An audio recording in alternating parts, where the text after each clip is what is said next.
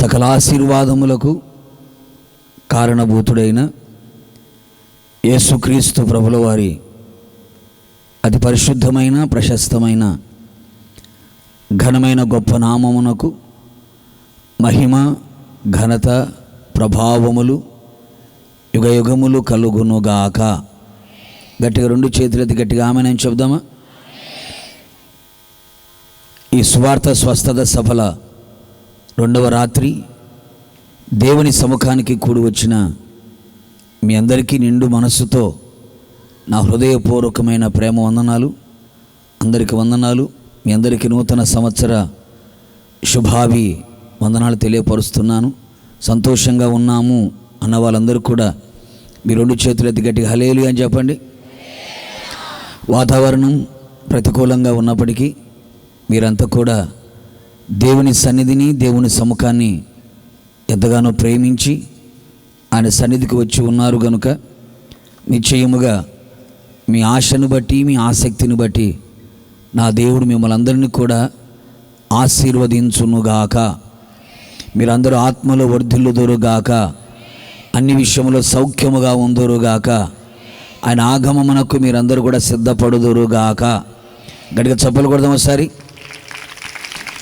ఈ శుభరాత్రి మీతో కూడా కలిసి ప్రభుని స్తుతించడానికి, అలాగే ప్రభు నాకు ఇచ్చిన మాటలు మీతో పంచుకోవడానికి అవకాశం ఇచ్చిన దేవదేవునికి నిండు మనస్సుతో నా కృతజ్ఞతలు తెలియపరుస్తున్నాను. ప్రేమతో ఆహ్వానాన్ని తెలియపరిచినటువంటి ఇమ్మానుయేల్ పాస్టర్ గారు కూడా నిండు మనసుతో నా వందనాలు తెలియపరుస్తున్నాను. సేవకులందరూ కూడా వందనాలు. ఒక చిన్న మాట కొద్దిసేపు మనం ధ్యానం చేసుకుందాం. ఈ నూతన సంవత్సరంలో ఒక ఆశీర్వాదకరమైన ఒక మాట మీతో చెప్పాలని ఆశపడుతూ ఉన్నాను. ద్వితీయోపదేశ కాండము 2వ అధ్యాయము 7వ వాక్య భాగంలో చివరి మాట నేను చదువుతున్నాను. మీ బైబిల్ తీసి మీ ఒడిలో పెట్టుకోండి. సెల్ ఫోన్ చూడొద్దు, తీయద్దు. చక్కగా బైబిల్ తెరచి చెప్పేటప్పుడు జాగ్రత్తగా వినండి. నా వైపు చూస్తూ చదివేటప్పుడు బైబిల్ చూస్తూ మీరు చదవండి. అప్పుడు వాక్యం ఎక్కువగా అర్థమయ్యే అవకాశాలు ఎక్కువగా ఉంటాయి. ద్వితీయోపదేశ కాండము 2వ అధ్యాయము 7వ వాక్య భాగములో చివరి మాట నేను చదువుతున్నాను. నీ దేవుడైన యెహోవా నీకు తోడై ఉన్నాడు, నీకేమీ తక్కువ కాదు. ఇది ఈ విధంగా చదువుకుంటే బాగుంటుంది. చూడండి, నా దేవుడైన యెహోవా నాకు తోడై ఉన్నాడు, నాకేమీ తక్కువ కాదు. అందరూ ఆ విధంగా చదవండి. నా దేవుడైన యెహోవా నాకు తోడై ఉన్నాడు, నాకేమీ తక్కువ కాదు. నీ ప్రక్కన ఉన్న వాళ్ళని చూసి చెప్పండి, నీ దేవుడైన యెహోవా నీకు తోడై ఉన్నాడు, నీకేమీ ఈ 2026వ సంవత్సరంలో నీకేమీ తక్కువ కాదు. కొడదాం చప్పలు గట్టిగా ప్రభుకి. ప్రేమైన సహోదరి సహోదరులారా, ఇశ్రాయేలు సర్వ సమాజం 430 సంవత్సరాలు ఐగుప్తు బానిసత్వంలో బ్రతుకుతూ వచ్చారు. కన్నీళ్ల మధ్యలో కాపురం చేస్తూ, బాధలనే బంధకాలతో బంధించబడి, సమస్యల సుడిగుండంలో చిక్కుకొని, కష్టాల కులిమిలో కాల్చబడుతూ, కష్టపడినా సుఖపడలేని పరిస్థితుల్లో, సంతోషము లేక, సమాధానము లేక, ఆరోగ్యము లేక, ఆశీర్వాదము లేక, కట్టిన ఇళ్లలో కాపురము చేయలేక, త్రవ్విన బావులలో నీరు త్రాగలేక, అలాగే నాటిన వృక్ష ఫలములు తినలేక, చివరికి సంతోషముతో సమాధానముగా తన కుటుంబంలో బ్రతకలేని పరిస్థితుల మధ్యలో ఇశ్రాయేలు జీవిత చరిత్ర చాలా దుర్భరముగా, హీనముగా కనబడినట్లుగా లేఖనాలు చెబుతూ ఉన్నాయి. వారి శాప విముక్తి కలిగిన దినమున వారందరూ కూడా దేవుని సన్నిధిలో కన్నీళ్లతో మొర్రపెట్టడం ప్రారంభించారు. ఆకాశమందున దేవుడు వారి దీనస్థితిని, హీనస్థితిని వంగి తొంగి చూచినట్లుగా, చూచిన దేవుడు వారి కొరకు పరలోకాన్ని విడిచి భూలోకానికి వచ్చినట్లుగా, వచ్చిన దేవుడు వారిని విడిపించి వాగ్దాన దేశానికి తీసుకుని వెళ్ళడానికి నాయకుడుగా మోషేను, యాజకుడుగా అహరోను, ప్రవక్తినిగా మిరియామును దేవుడు ఎన్నుకొని వారి ద్వారా 10 రకములైన అద్భుతాలు ఐగుప్తులో ప్రభు చేయించి, అలాగే గొర్రెపిల్ల రక్తము చేత విమోచించబడిన వారై ఎర్ర సముద్రం వారి కన్నుల ఎదుట నిలబడితే ఎండిపోవునట్లుగా ప్రభు చేస్తే ఆరిన నేల మీద అడుగులు వేసుకుంటూ బయలుదేరారు. పగటివేళ మేఘస్తంభంలోను, రాత్రివేళ అగ్నిస్తంభంలోను దేవుడు వారికి ముందుగా నడుస్తూ ఉన్నాడు. అంత మాత్రమే కాకుండా వారికి ఆకలైనప్పుడల్లా దేవదూతలు తినే మన్నాని వారికి ఆహారముగా ఇంటి ముంగిట ఉంచాడు. దాహమైనప్పుడల్లా బండతో మాట్లాడినా, బండను కొట్టిన సముద్రమంతా సమృద్ధి గల నీరు ప్రవాహముగా ప్రవహిస్తుండగా ఆ ప్రవాహంలోనిది వారు త్రాగి తృప్తి పొందినట్లుగా లేఖనాలు చెబుతూ ఉన్నాయి. అలాగే మాంసము కావాలి అనుకున్నప్పుడు సముద్రములో ఉన్న పూరేళ్ళు, అరణ్యములో ఉన్న పూరేళ్ళు వాళ్ళ దగ్గరికి వస్తే వారి ముక్కుల నుంచి నోట్ల నుంచి వచ్చేంతగా సమృద్ధిగా దేవుడు వారికి అనుగ్రహించి వారందరినీ కూడా పాలు తేనెలు కలిసి ప్రవహించే వాగ్దాన దేశానికి దేవుడు తీసుకుని వెళుతూ ఉన్నాడు. ఎందుకయ్యా అంటే అబ్రహాముతో దేవుడు ప్రమాణము చేశాడు, ఇస్సాకుతో దేవుడు ప్రమాణము చేశాడు, యాకోబుతో దేవుడు ప్రమాణం చేశాడు. వారితో దేవుడు చేసిన ప్రమాణం అగ్రిమెంట్ని దేవుడు మర్చిపోక విడిచిపెట్టక వాళ్ళందరినీ కూడా తీసుకుని వెళుతున్నారు. ఇంతవరకు నా ప్రజలు కష్టపడ్డారు, ఇంతవరకు నా ప్రజలు శ్రమలు అనుభవించారు, ఇంతవరకు నా ప్రజలు బాధించబడుతూ వచ్చారు. ఐగుప్తునే కాడి పలుపులతో కట్టబడి ఉన్నారు. ఆ కాడి మెడ మీద పెట్టబడి ఉండగా మెడ వంచబడిన వారై, నడుము వంగిపోయిన వారై, సమాజంలో సంఘములో గౌరవం లేని వారిగా కనబడుతూ వచ్చారు. ఇక మీదట నా ప్రజలు ఆ విధముగా ఉండకూడదని వీరి కొరకు ముందుగానే కట్టిన ఇళ్లలో కాపురము చేయునట్లుగా, త్రవ్విన బావులలో నీరు త్రాగునట్లుగా, నాటిన వృక్ష ఫలములు తినునట్లుగా, అలాగే దేవుడు కనాన్లో వీరికి కావలసిన సకల సమృద్ధిని కూడా అక్కడ సిద్ధపరిచి తన ప్రజలందరినీ కూడా తీసుకుని వెళుతున్నాడు. మార్గ మధ్యములో దైవ సేవకుడైన మోషే ఇలాగే 2 రాత్రుల సభలు ఏర్పాటు చేశాడు. ఆ 2 రాత్రుల సభల్లో ఈ మాట పలికినట్లుగా మనం చూస్తున్నాం.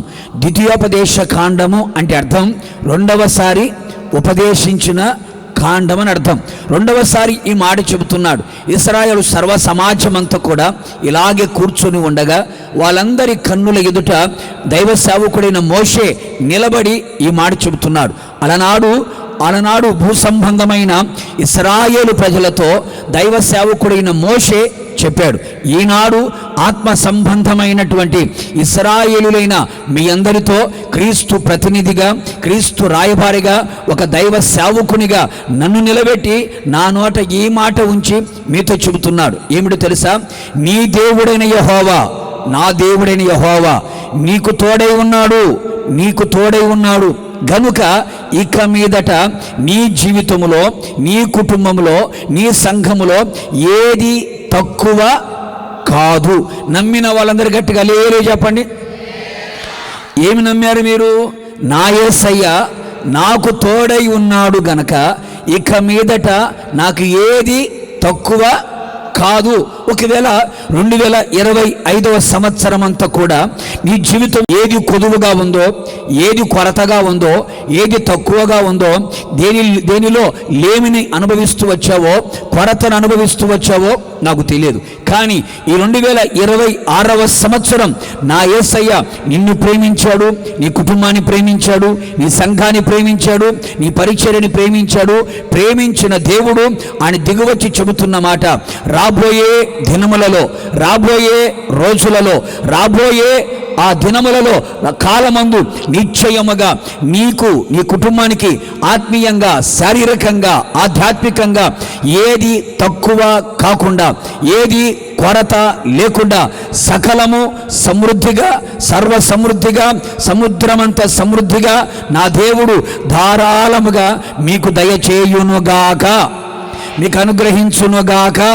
విశ్వసించిన వారందరూ గట్టిగా చప్పలు కొడుతూ ప్రభుకు స్తోత్రం చెబుదాం.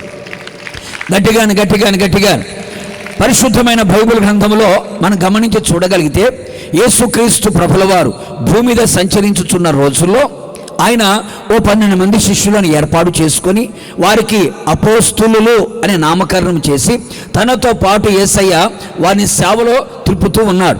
ఆ రోజుల్లో యేసు ప్రభు ఏం చేశాడయ్యా అంటే ఓ ఇద్దరిద్దరిని జతలుగా సేవకు పంపించాడు. మీరు వెళ్ళండి, సువార్తను ప్రకటించండి, నా నామములో దయ్యములని మీరు వెళ్ళగొట్టండి, సువార్తను చెప్పండి అని చెప్పి మీరు వెళ్ళేటప్పుడు జాలి అయినను మీరు తీసుకుని వెళ్ళొద్దు, సంచి మీరు తీసుకుని వెళ్ళొద్దు అని దేవుడు వాళ్ళకు చెబితే చక్కగా వాళ్ళందరూ కూడా సేవకి వెళ్ళిపోయారు.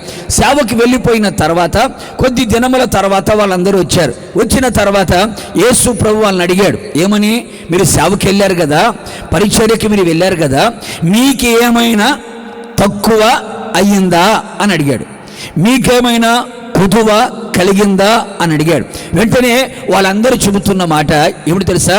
బోధకుడా, పిలిచింది మీరు, ఏర్పరచుకుంది మీరు, పంపించింది మీరు, కనుక పిలిచిన మీరు, పంపించిన మీరు, ఏర్పరచుకున్న మీరు మాకు చెప్పి ఉండగా మీ మాట ప్రకారంగా ఈ సేవలోకి వచ్చాం, మీ మాట ప్రకారంగా ఈ పరిచర్యలోకి వచ్చాం. మీరు మమ్మల్ని పంపించి ఉండగా మాకేది తక్కువ కాలేదు. కూడా చెప్పలు గట్టిగాను, మాకేది కూడా తక్కువ కాలేదు.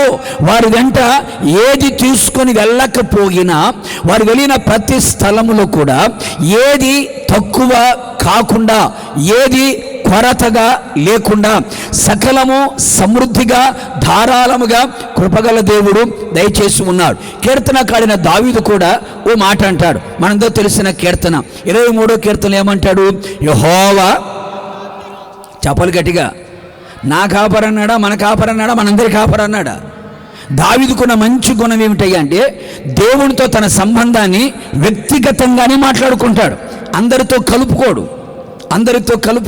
అందుకనే నా కాపరి అని చెప్పి ఏమంటాడు? నాకు లేమి కలగదు. ఎందుకని? ఆయన నాకు కాపరిగా ఉన్నాడు గనక, నా ముందు నడుస్తున్నాడు గనక, అన్ని విధములుగా నాకు తోడుగా ఉన్నాడు గనక నాకు లేమి కలుగదు, నాకు లేమి లేదు అని మాట్లాడతాడు. ఇదే కీర్తనకారుడు మరొక చోట ఏమంటాడంటే ఆయన్ను ఆశ్రయించిన ఎడల ఏ మేలు, చెప్పాలి గట్టిగా, ఏ మేలు కొదువై ఉండదు. ఒకసారి మిమ్మల్ని సూటిగా ప్రశ్న అడుగుతా, పాస్టర్ గారండి, నా ఇంట్లో నా ఒంట్లో, మీరు విన్నది కరెక్టే, నా ఇంట్లో నా ఒంట్లో ఏది తక్కువ లేదయ్యా, అన్నీ ఎక్కువగానే ఉన్నాయి అన్న వాళ్ళందరూ అలేలు చెప్పండి. ఏమైపోయినాయి చేతులన్నీ అంటే మా ఇంట్లో కానీ మా ఒంట్లో కానీ మా కలిగిన సమస్తంలో కానీ ఏది తక్కువ లేదయ్యా, అన్ని సమృద్ధిగానే ఉన్నాయి, అన్ని ధారాళముగానే ఉన్నాయి అని చెప్పగలిగిన వారు ఈ రోజుల్లో చాలా చాలా చాలా తక్కువగా కనబడుతున్నారు. ఒక్కొక్కరిని అడగండి, నీ శరీరంలో ఆరోగ్యం బాగుందంటే కొంచెం తక్కువగానే ఉందయ్యా అంటారు. సమాధానం సమృద్ధిగా ఉందంటే సమాధానం కూడా లేదయ్యా అంటారు.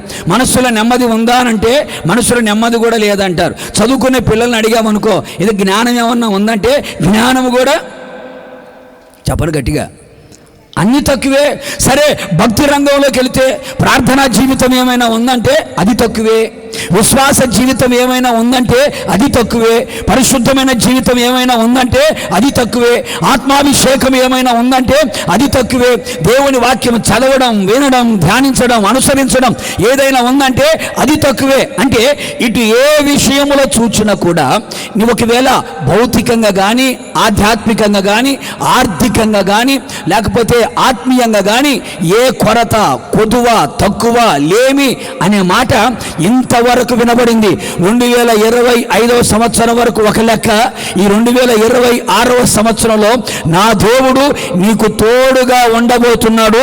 ఇక మీదట సకల సమృద్ధిని మీరు అనుభవించుదురుగాక, నీ శరీరంలో ఆరోగ్యం సమృద్ధిగా ఉండునగాక, నీ కుటుంబంలో సమాధానం సమృద్ధిగా ఉండునగాక, నీ మనసుల నెమ్మది సమృద్ధిగా ఉండునగాక, ఆర్థిక పరిస్థితులు సమృద్ధిగా ఉండునగాక, చదువుల జ్ఞానం సమృద్ధిగా ఉండునగాక, భక్తి పరముగా కూడా సంపూర్ణముగా భక్తి కలిగిన వారిగా కనబడుదురుగాక. నమ్మాము అన్న వాళ్ళు గట్టిగా చప్పలు కొట్టండి. మేము నమ్ముతున్నాం, ఈ మాట నమ్ముతున్నాం, ఈ మాట మేము విశ్వసిస్తున్నాం. సేవకుని మాట దేవుని మాటగా మేము భావిస్తూ ఉన్నాం. సేవకు నోట దేవుని మాట ఉంచి ఈ మాట పలుకుతున్నాడు. నిశ్చయముగా రాబోయే దినములలో, రాబోయే కాలములలో నా దేవుడు నాకు తోడుగా ఉన్నాడు గనక నాకు ఏది తక్కువ కాదు కదా. మనకి ఏది తక్కువ కాకుండా ఉండాలి అంటే ఒకటే ఒక రీజన్ ఏమిటయ్యా అంటే ఆయన మనకు, చెప్పాలి గట్టిగా, ఆయన మనకు తోడై ఉండాలి. యేసయ్య మాకు తోడై ఉన్నాడు అన్న వాళ్ళు లేదు అనండి. మరి తోడై ఉన్నాడు అన్నప్పుడు అందరూ చేతులు ఎత్తారు కదా. మరి దేవుడు తోడుగా ఉంటే కదా తక్కువ కాకుండా ఉండేది. మరి అన్నీ నీకు తక్కువగా ఉన్నాయంటే దేవుడు నీకు చెప్పరేంటండి. పాస్టర్ గారండి మేము బైబిల్ పట్టాం, పాటలు కూడా పాడుతున్నాం, చప్పట్లు కూడా కొట్టాం, కొత్త సంవత్సరంకి వెళ్ళాం, వాగ్దానం కూడా తీసుకున్నాం, కొత్త పాట కూడా పాడుకున్నాం, దేవుడు మాకు తోడుగా ఉన్నాడు అని అనుకోవడం మన భ్రమ. చాలామంది భ్రమలో భక్తి చేసే వాళ్ళు చాలామంది ఉన్నారు, భ్రమలో భక్తిలో కొనసాగే వాళ్ళు చాలామంది ఉన్నారు. నిశ్చయముగా యేసయ్య నాకు తోడుగా ఉన్నా, యేసయ్య నీకు తోడుగా ఉన్నా, నా యేసయ్య మీ కుటుంబాలకు తోడుగా ఉన్నా ఎక్కడ కూడా మనకి ఏది తక్కువ కాదు. తక్కువ అవుతుంది అంటే అర్థం ఏమిటయ్యా అంటే దేవుడు మనకు తోడుగా లేడు అని అర్థం. దేవుడు తోడుగా ఉన్నప్పుడే మనకి ఏది తక్కువ కాదు, ఏది తక్కువ కానివ్వడు, లేమి కలగదు, ఏ మేలు కొదువై ఉండదు అని లేఖనాలు చెబుతున్నాయి. అందుకనే ఇప్పుడు మనం తెలుసుకోవలసిన పాఠం ఏమిటయ్యా అంటే నాకు ఏది తక్కువ కాకుండా ఉండాలంటే నా దేవుడు నాకు, చెప్పాలి గట్టిగా, నా దేవుడు నాకు తోడుగా ఉండాలి. నా దేవుడు నాకు ఎప్పుడు తోడుగా ఉంటాడు అది కనుక నువ్వు తెలుసుకున్నావు అనుకో, ఆ చిన్న లాజిక్ కనుక నువ్వు మిస్ కాకుండా అది నువ్వు తెలుసుకున్నావు అనుకో, నువ్వు చేసే పనులలో దేవుడు తోడుగా ఉండేటట్లుగా కనుక నువ్వు చేసుకోగలిగితే నువ్వు అడగాల్సిన అవసరం లేదు, చేతులు ఎత్తాల్సిన అవసరం లేదు. ఖచ్చితంగా నీతో కూడా ఆయన ఉన్నాడు అంటే సమస్తమును ధారాళముగా ఆయన నీకు దయచేయునుగాక. అందుకనే ఆయన మనకు తోడుగా ఉన్నప్పుడే మనకి ఏది తక్కువ కాదు. ఏది తక్కువ కాకుండా ఉండాలంటే ఆయన మనకు తోడుగా ఉండాలి. అందుకనే ఎప్పుడు ఆయన మనకు తోడుగా ఉంటాడు, ఎప్పుడు ఆయన మనకు తోడుగా ఉంటాడు అనే సంగతులని చాలా క్లుప్తంగా 3 మాటలు కట్టే, కొట్టే, తెచ్చే అన్నట్లుగా ముచ్చటంగా ఓ 3 మాటలు చెప్పేసి నేను ముగించేస్తా. నిశ్చయముగా ఈ 3 నీ ఆత్మకి, నీ ప్రాణానికి, నీ శరీరానికి గనక నువ్వు అన్వయించుకోగలిగితే ఖచ్చితంగా నీ ఆత్మకి, నీ ప్రాణానికి, నీ శరీరానికి ఆయన తోడుగా ఉన్నాడు అంటే నీ ఆత్మకి, నీ ప్రాణానికి, నీ శరీరానికి ఏది తక్కువ కాదు. అందుకని జాగ్రత్తగా ఒక 3 విషయాలు ఎప్పుడు యేసయ్య నాకు తోడుగా ఉంటాడో అది కనుక నువ్వు తెలుసుకుంటే ఖచ్చితంగా తక్కువ కాకుండా నా దేవుడు చూచుకొనుగాక. ఈ 2026వ సంవత్సరం అంతా సమృద్ధిగా మీరు అడుగులు వేయుదురుగాక. చూడండి, మొదటి మాట రాసుల 2వ గ్రంథం. బైబిల్ ఉన్న వారంతా తెలిసిన మాటలే, కొంచెం విందాం మరలా. రాజుల 2వ గ్రంథం 18వ అధ్యాయం 5, 6, 7 వాక్య భాగాలు ఒకసారి మనం చూద్దాం. అతడు ఇశ్రాయేలుల దేవుడైన యెహోవా యందు విశ్వాసముంచినవాడు. అతని తర్వాత వచ్చిన యూదా రాజులలో కానీ అతని పూర్వీకులైన రాజులలోనూ అతనితో సమమైన వాడు ఒకడును లేడు. అతడు యెహోవాతో అత్తుకొని ఆయన వెంబడించుటలో వెనుక తీయక ఆయన మోషేకు ఆజ్ఞాపించిన ఆజ్ఞలన్నిటినీ గైకొనుచుండెను. కావున యెహోవా అతనికి తోడుగా ఉండెను. తాను వెళ్ళిన చోటనెల్లా అతడు జయము పొందెను. కొడదామ సభలు గట్టిగా ప్రభువుకి. ప్రేమైన సహోదరి సహోదరులారా, ఇక్కడ ఒక రాజుగారు గురించి రాయబడిన మాట. యూదా ప్రజలని పరిపాలించిన రాజులు చాలామంది కనబడుతారు. వారిలో చెప్పుకోదగ్గ వారు వేళ్ల మీద లెక్క పెట్టుకుంటే వారిలో ఒకడు హిజ్కియా రాజుగారు. ఈ హిజ్కియా రాజుగారు గురించి ఓ చక్కని మాట వ్రాయబడింది.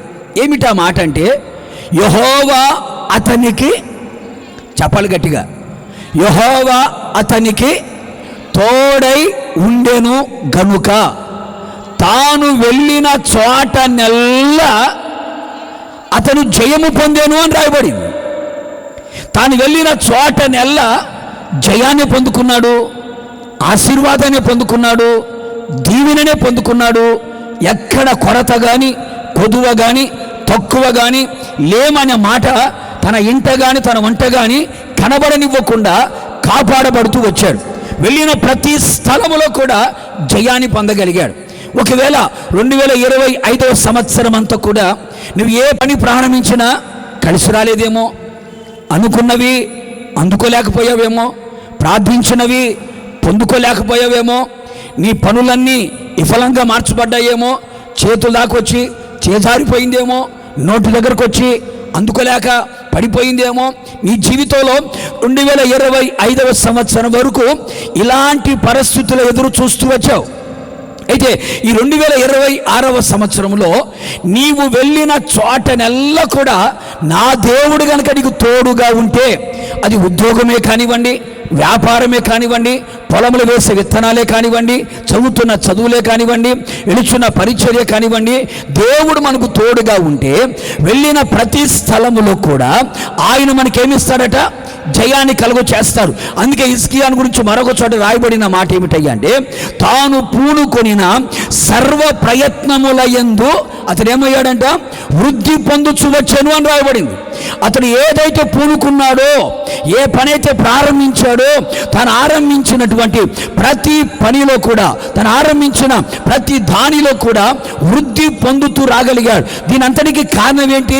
వెళ్ళిన చోటనెల్లా జయాన్ని పొందడానికి, పూనుకొనిన సర్వ ప్రయత్నములో వృద్ధి పొందడానికి, ఏది తక్కువ కాకుండా తన జీవితంలో ఒక విజయాన్ని సొంతం చేసుకొని విజయోత్సవాలతో ఊరేగించబడుతూ, విజయ గీతము పాడుకుంటూ, విజయ ఆనందాన్ని అనుభవిస్తూ, విజయోత్సవాలతో ఊరేగించబడ్డానికి గల కారణం ఏమిటయ్యా అంటే, ఒకటే ఒక మాట, యెహోవా అతనికి, చెప్పాలి గట్టిగా, యెహోవా అతనికి తోడై ఉన్నాడు. ఇప్పుడు హిజ్కియా రాజు గారిని కనుక మనం ఇంటర్వ్యూ చేయగలిగితే, రాజుగారండి మీరు వెళ్ళిన చోటనెల్లా మీకు జయం కలుగుతుందంట, ఎక్కడికి వెళ్ళినా అపజయం మీరు చూడట్లేదంట, విజయమే మీ సొంతమైపోతుంది, ఏది పని పూనుకున్నా వృద్ధి పొందగలుగుతున్నారు. దీనంతటికి కారణం ఏంటంటే, నా దేవుడు నాకు తోడుగా ఉన్నాడు. అంతేగాని నా చేతుల గీత, నుదుటి మీద రాత, చెప్పు గట్టిగా, రాళ్ళు వేపించుకున్నాను, జాతకాలు చూపించుకున్నాను, నక్షత్రాలు చూపించుకున్నాను అనలే. నా దేవుడు నాకు, చెప్పాలా, నా దేవుడు నాకు తోడుగా ఉన్నాడు, వెళ్ళిన చోటనెల్లా నేను జయం పొందాను, ఆశీర్వాదం అనుభవిస్తున్నాను అన్నాడు. ఇప్పుడు కనుక హిజ్కియా గారిని మరలా మనం అడిగామనుకో, హిజ్కియా గారు ఎందుకు దేవుడు నీకు తోడుగా ఉన్నాడు, నీకు తోడుగా రావడానికి గల కారణం ఏంటి అంటే, అక్కడ చాలా విషయాలు రాయబడ్డాయి.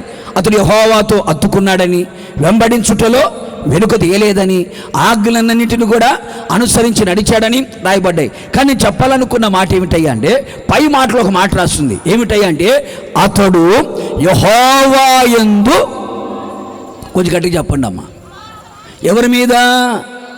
రాజకీయ నాయకుల మీద, అధికారుల మీద, డబ్బు కలిగిన వారి మీద, ఆస్తి కలిగిన వారి మీద, అంతస్తు కలిగిన వారి మీద కాదట.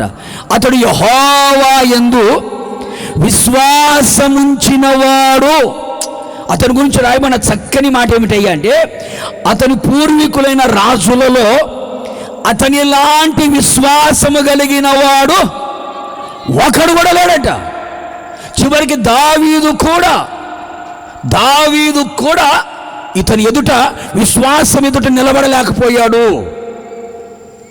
తన పూర్వీకులైన రాజులలో విశ్వాసం, దేవుని మీద విశ్వాసం ఉంచిన ఆ విషయంలో దావీదు కూడా దిగదుడుపుగానే కనపడ్డాడు. కారణం ఏమిటంటే, అంతగా దేవుని మీద విశ్వాసం ఉంచిన వాడు హిజ్కియా. ప్రేమైన సహోదరి సహోదరులారా, ఒక్క మాటలో చెప్పాలంటే, నీవు యేసయ్య మీద ఎంత విశ్వాసం ఉంచుతావో, నీ విశ్వాసమే నీ విజయ పదములో నడిపిస్తుంది. నీ విశ్వాసమును బట్టే నా యేసయ్య నీకు తోడుగా వస్తాడు. కొడు చప్పుడు గట్టిగాను. నీ విశ్వాసమును బట్టే. ఈరోజు ఒక్కసారి మీరు ఆలోచించండి, మన విశ్వాసం ఎవరి మీద, మన నమ్మకం ఎవరి మీద? మొన్నటి వరకు పాడారు పాట, ఏమని? నా నమ్మకం నువ్వే, నా నమ్మకం నువ్వే అన్నాడు. వాడు లేడు, ఈడు లేడు. మన నమ్మకం ఎవరి మీద ఉండాలి? మాట్లాడరే. మన నమ్మకం ఎవరి మీద ఉండాలి? మన విశ్వాసం ఎవరి మీద ఉండాలి? ఇంతవరకు నీ విశ్వాసం మనుషుల మీద ఉందేమో, నీ విశ్వాసం లోకము మీద ఉందేమో. ఒకవేళ నీ జ్ఞానం మీద, నీ తలాంతుల మీద, నీ ఆస్తి మీద, నీకున్నటువంటి కలిగిన సమస్త మీద విశ్వాసం ఉంచుతూ ఒకవేళ వచ్చావేమో. అందుకనే నీ జీవితంలో ఓడిపోతూ వచ్చావు, అపజయాలు చవి చూస్తూ వచ్చావు. ఆ అపజయం నీ కన్యలకు కారణంగా మార్చబడిపోయింది. ఆ అపజయం నీవు తలదించుకునేటట్టు చేసింది. ఆ అపజయం నలుగులో అవమానాలు పాలు చేసి కన్యలకు కారణంగా నిలబడిపోయిందేమో.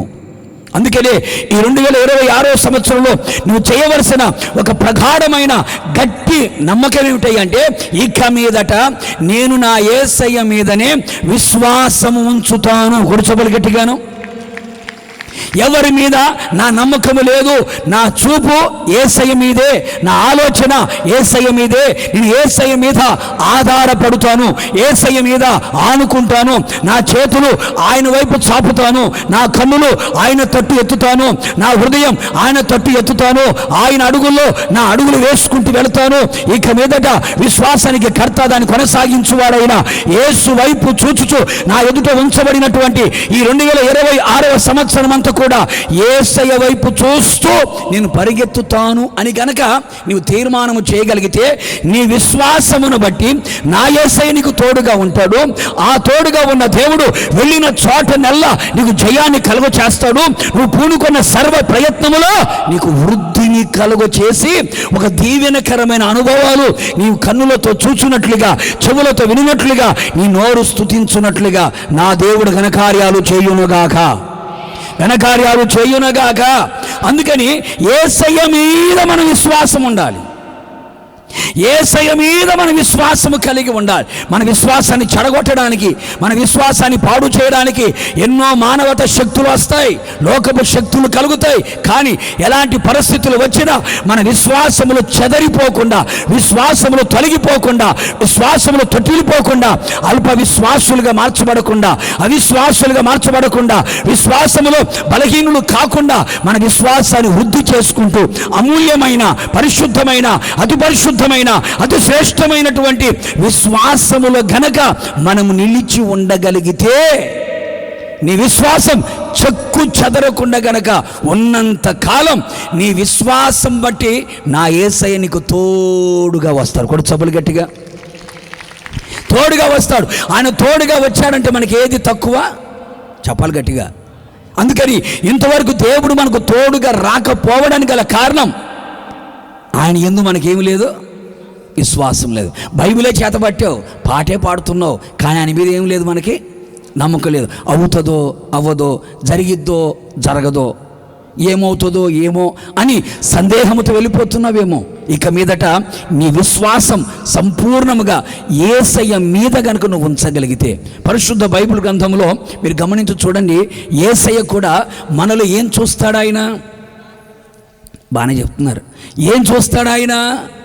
మన వెండి బంగారాలు చూడు, మన ఆస్తి అంతస్తు చూడు, మన అందము చూడు, మన జ్ఞానము చూడు, మన తెలివితేటలు చూడు, మన తలాంతులు చూడు. ఆయన మనలో విశ్వాసాన్ని చూస్తాడు. అందుకే చూడండి, అమ్మా నీ విశ్వాసము నిన్ను రక్షించెను అన్నాడు.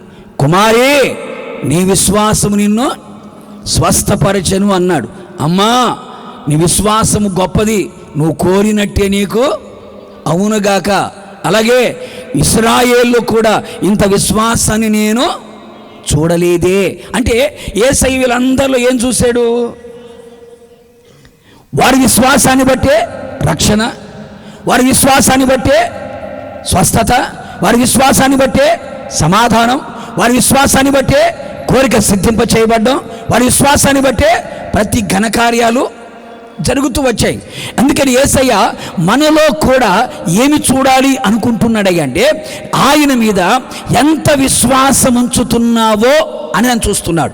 శ్రమలే కలిగినా, శోధనలే వచ్చినా, కష్టాలే వచ్చినా, ఇరుకు ఇబ్బందులే వచ్చినా, ప్రతికూలమైన పరిస్థితులే వచ్చినా, పరిస్థితులని పగబట్టినట్టుగా ఒకవేళ నీ చుట్టే ముట్టినా దేవుని మీద ఉన్న విశ్వాసం చెక్కు చెదరకుండా గనక నిలబడితే నీ విశ్వాసమును బట్టే నువ్వు ఘనకార్యాలు చూడగలుగుతావు. నీ విశ్వాసమును బట్టే దేవునికి తోడుగా ఉండడానికి ఇష్టపడతాడు. షడ్రక్, మెషక్, అబేద్నెగోలు ఉన్నారు, అగ్నిగుండంలో పడవేశారు. అగ్నిగుండంలో పడవేసిన వారి విశ్వాసం చెక్కు చెదరలేదు, అందుకే దేవుడు వారితో కూడా ఉన్నాడు. సింహంలో దానియేలు వేయబడ్డాడు, తన విశ్వాసం తొలగిపోలేదు, అందుకే దూత ప్రక్కన నిలబడింది, సింహం నోటి నుంచి రక్షించగలిగింది. మరి ఈ రోజున ఓ చిన్న సమస్య రాగానే, ఓ చిన్న శోధన రాగానే, చిన్న కష్టం రాగానే, చిన్న బలహీనత రాగానే, అనుకున్నవి జరగకపోతే, ప్రార్థించింది పొందకపోతే ఎందుకు మనలో అవిశ్వాసం జ్వరబడుతుంది? అవిశ్వాసానికి ఎందుకు మనం చోటు ఇవ్వగలుగుతున్నాం? అందుకనే నువ్వు తెలుసుకోవలసినటువంటి పాఠం ఏమిటయ్యా అంటే, నా విశ్వాసాన్ని బట్టి ఇంతవరకు నా జీవితంలో అన్ని తక్కువ అనుభవిస్తూ వచ్చాను. ఇక మీదట నా గుండె నిండా, నా మనస్సు నిండా, నా కంటి నిండా విశ్వాసాన్ని నేను నింపుకుంటాను. విశ్వాసపు చూపు, విశ్వాసపు మాట, విశ్వాసపు నడక, విశ్వాసపు క్రియలు కలిగి నీవు బ్రతికి చూడు. ఈ 2026వ సంవత్సరం నీ చరిత్ర తిరగబడబోతుంది. కొడు చప్పలు గట్టిగా. శిథిలమైపోయిన నీ జీవితాలని శిఖరముల మీద ఆయన కూర్చుండబెట్టబోతూ ఉన్నాడు. ఒకవేళ ఎక్కడ పడిపోయిన నీ స్థితిని ఆయన లేవనెత్తబోతున్నాడు. నేలన పడిన నీ జీవితాన్ని నింగికెత్తాలని ఆశపడుతున్నాడు. నీ విశ్వాసమే నేను విజయ పథములోకి నడిపిస్తుంది. నీ విశ్వాసమే ఆయన నీతో కూడా ఉండేటట్టు చేస్తుంది. నీ విశ్వాసమే సమస్త పరిస్థితుల్లో కూడా ఒక గొప్ప విడుదల కలుగు చేయగలుగుతుంది. ఓ చిన్న సలహా మీకు చెప్పనా? మీరు ఇంటికి వెళ్ళిన తర్వాత హెబ్రీయులకు రాసిన పత్రిక 11వ అధ్యాయం, ఇప్పుడు కాదు, ఇంటికి వెళ్ళిన తర్వాత హెబ్రీయులకు రాసిన పత్రిక 11వ అధ్యాయం అంతా చదవండి. రోజుకు ఒక అధ్యాయం చదవడానికి మా వల్ల కావట్లేదయ్యా, అందుకే క్యాలెండర్లో వాక్యం చదువుకొని పోతున్నాం అంటాం మనం. రోజుకి ఒక్కసారైనా ఆ విశ్వాస వీరుల పట్టిక మీరు చదవండి. అక్కడ అందరు ఎవరు కనపడతారయ్యా అంటే విశ్వాస వీరులే కనపడతారు. ఎవరండి? విశ్వాస వీరులే కనబడతారు. ఆ విశ్వాస వీరులు కనుక మనం చూడగలిగితే హేబేలు దగ్గర నుంచి ప్రారంభించబడుతుంది. ఒక్కొక్కరిది ఒక్కొక్క రకమైన విశ్వాసం. గుర్తుపెట్టుకోండి, ఒక్కొక్కరిది ఒక్కొక్క రకమైన విశ్వాసం. వీరందరి విశ్వాసం ఎవరి మీద? యేసయ్య మీదే. హేబేలు విశ్వాసం హేబేలుది, హనోకు విశ్వాసం హనోకుది, అబ్రహాం విశ్వాసం అబ్రహాముది, యాకోబు విశ్వాసం యాకోబుది, మోషే విశ్వాసం మోషేది. ఎవరి విశ్వాసం వారిదే. విశ్వాసం ఎవరి మీద అంటే యేసయ్య మీదనే ఉంచారు. అందుకే చూడండి, ఎర్ర సముద్రమా ఎండిపోయావంట, ఎందుకు? అదేనయ్యా వారి విశ్వాసాన్ని బట్టి. యోర్దానా ఏకరాశికి నిలబడ్డావంటే కదా, అవును, ఎందుకు? వారి విశ్వాసాన్ని బట్టి. ఎరుకో గోడలో కుప్పకూలిపోయావంటే కదా, అవును, ఎందుకు? వారి విశ్వాసాన్ని బట్టి. సింహాలు నోలు మూసుకున్నారంటే కదా, వారి విశ్వాసాన్ని బట్టి. అగ్ని బాణాలు చల్లారిపోయారంటే కదా, వారి విశ్వాసాన్ని బట్టి. రాజ్యాలు జయించగలిగారు, బలహీనులు బలవంతులు అయ్యగలిగారు, శ్రేష్టమైన పునరుత్థానాన్ని పొందగలిగారు. దీనంతటికి కారణం ఏమిటయ్యా అంటే, ఒకటే కారణం. ఏమిటయ్యా అంటే విశ్వాసము. విశ్వాసమే, మరొక కారణం కనబడలేదు. మరి నీ జీవితంలో కూడా యేసయ్య నమ్మానని పెదవులతో చెప్పడం కాదు, నీ విశ్వాసం క్రియలతో కనబడాలి. క్రియలతో కనబడాలి. క్రియలు లేని విశ్వాసం అది మృతముతో సమానం గనక, విశ్వాసం ఉందని నోటితో ఒప్పుకోవడం కాదు, దయ్యం కూడా నమ్ముతుంది. దయ్యము నమ్మినట్టుగా నమ్మితే నీకు దయ్యానికి తేడా మాట్లాడరే ఉండదు. కనుక మన విశ్వాసంలో ఏం కనపడాలి? క్రియలు, పనులు కనబడాలి. క్రియాపూర్వకమైనటువంటి విశ్వాసమును కలిగి ఉండి చూడు, ఖచ్చితంగా నా దేవునికి తోడుగా ఉంటాడు. తోడుగా ఉన్నాడు అంటే నీకేది తక్కువ, చెప్పాలి గట్టిగా, నీకేది తక్కువ కాదు. కొడదాం చెప్పాలి గట్టిగా ప్రభువుకి, గట్టిగా. మరొక మాట కూడా చెప్తాను చూడండి. సంఖ్యాకాండం, బైబిల్ ఉన్న వారందరూ కూడా బైబిల్ తెరచి సంఖ్యాకాండం 23వ అధ్యాయం 21వ వాక్యాన్ని ఒకసారి మనం చూద్దాం. ఆయన యాకోబులో ఏ దోషము కనుగొనలేదు, ఇశ్రాయేలులో ఏ వంకరతనమో చూడలేదు. ఈ మాట గుర్తుపెట్టుకోండి. అతని దేవుడైన యెహోవా అతనికి తోడై ఉన్నాడు. చాలమ్మ. అతని దేవుడైన యెహోవా అతనికి తోడై ఉన్నాడు. ఎందుకు తోడై ఉన్నాడు అంటే, యాకోబులో ఆయన ఏ దోషమును కనుగొనలేదు. ఇశ్రాయేలులో ఏ వంకరతనము ఆయన. ఇప్పుడు కనుక దేవుడు కనుక దిగొచ్చి మనందరినీ కనుక చూస్తే ఎన్ని దోషములు ఉంటాయో, అన్నీ వంకరలే.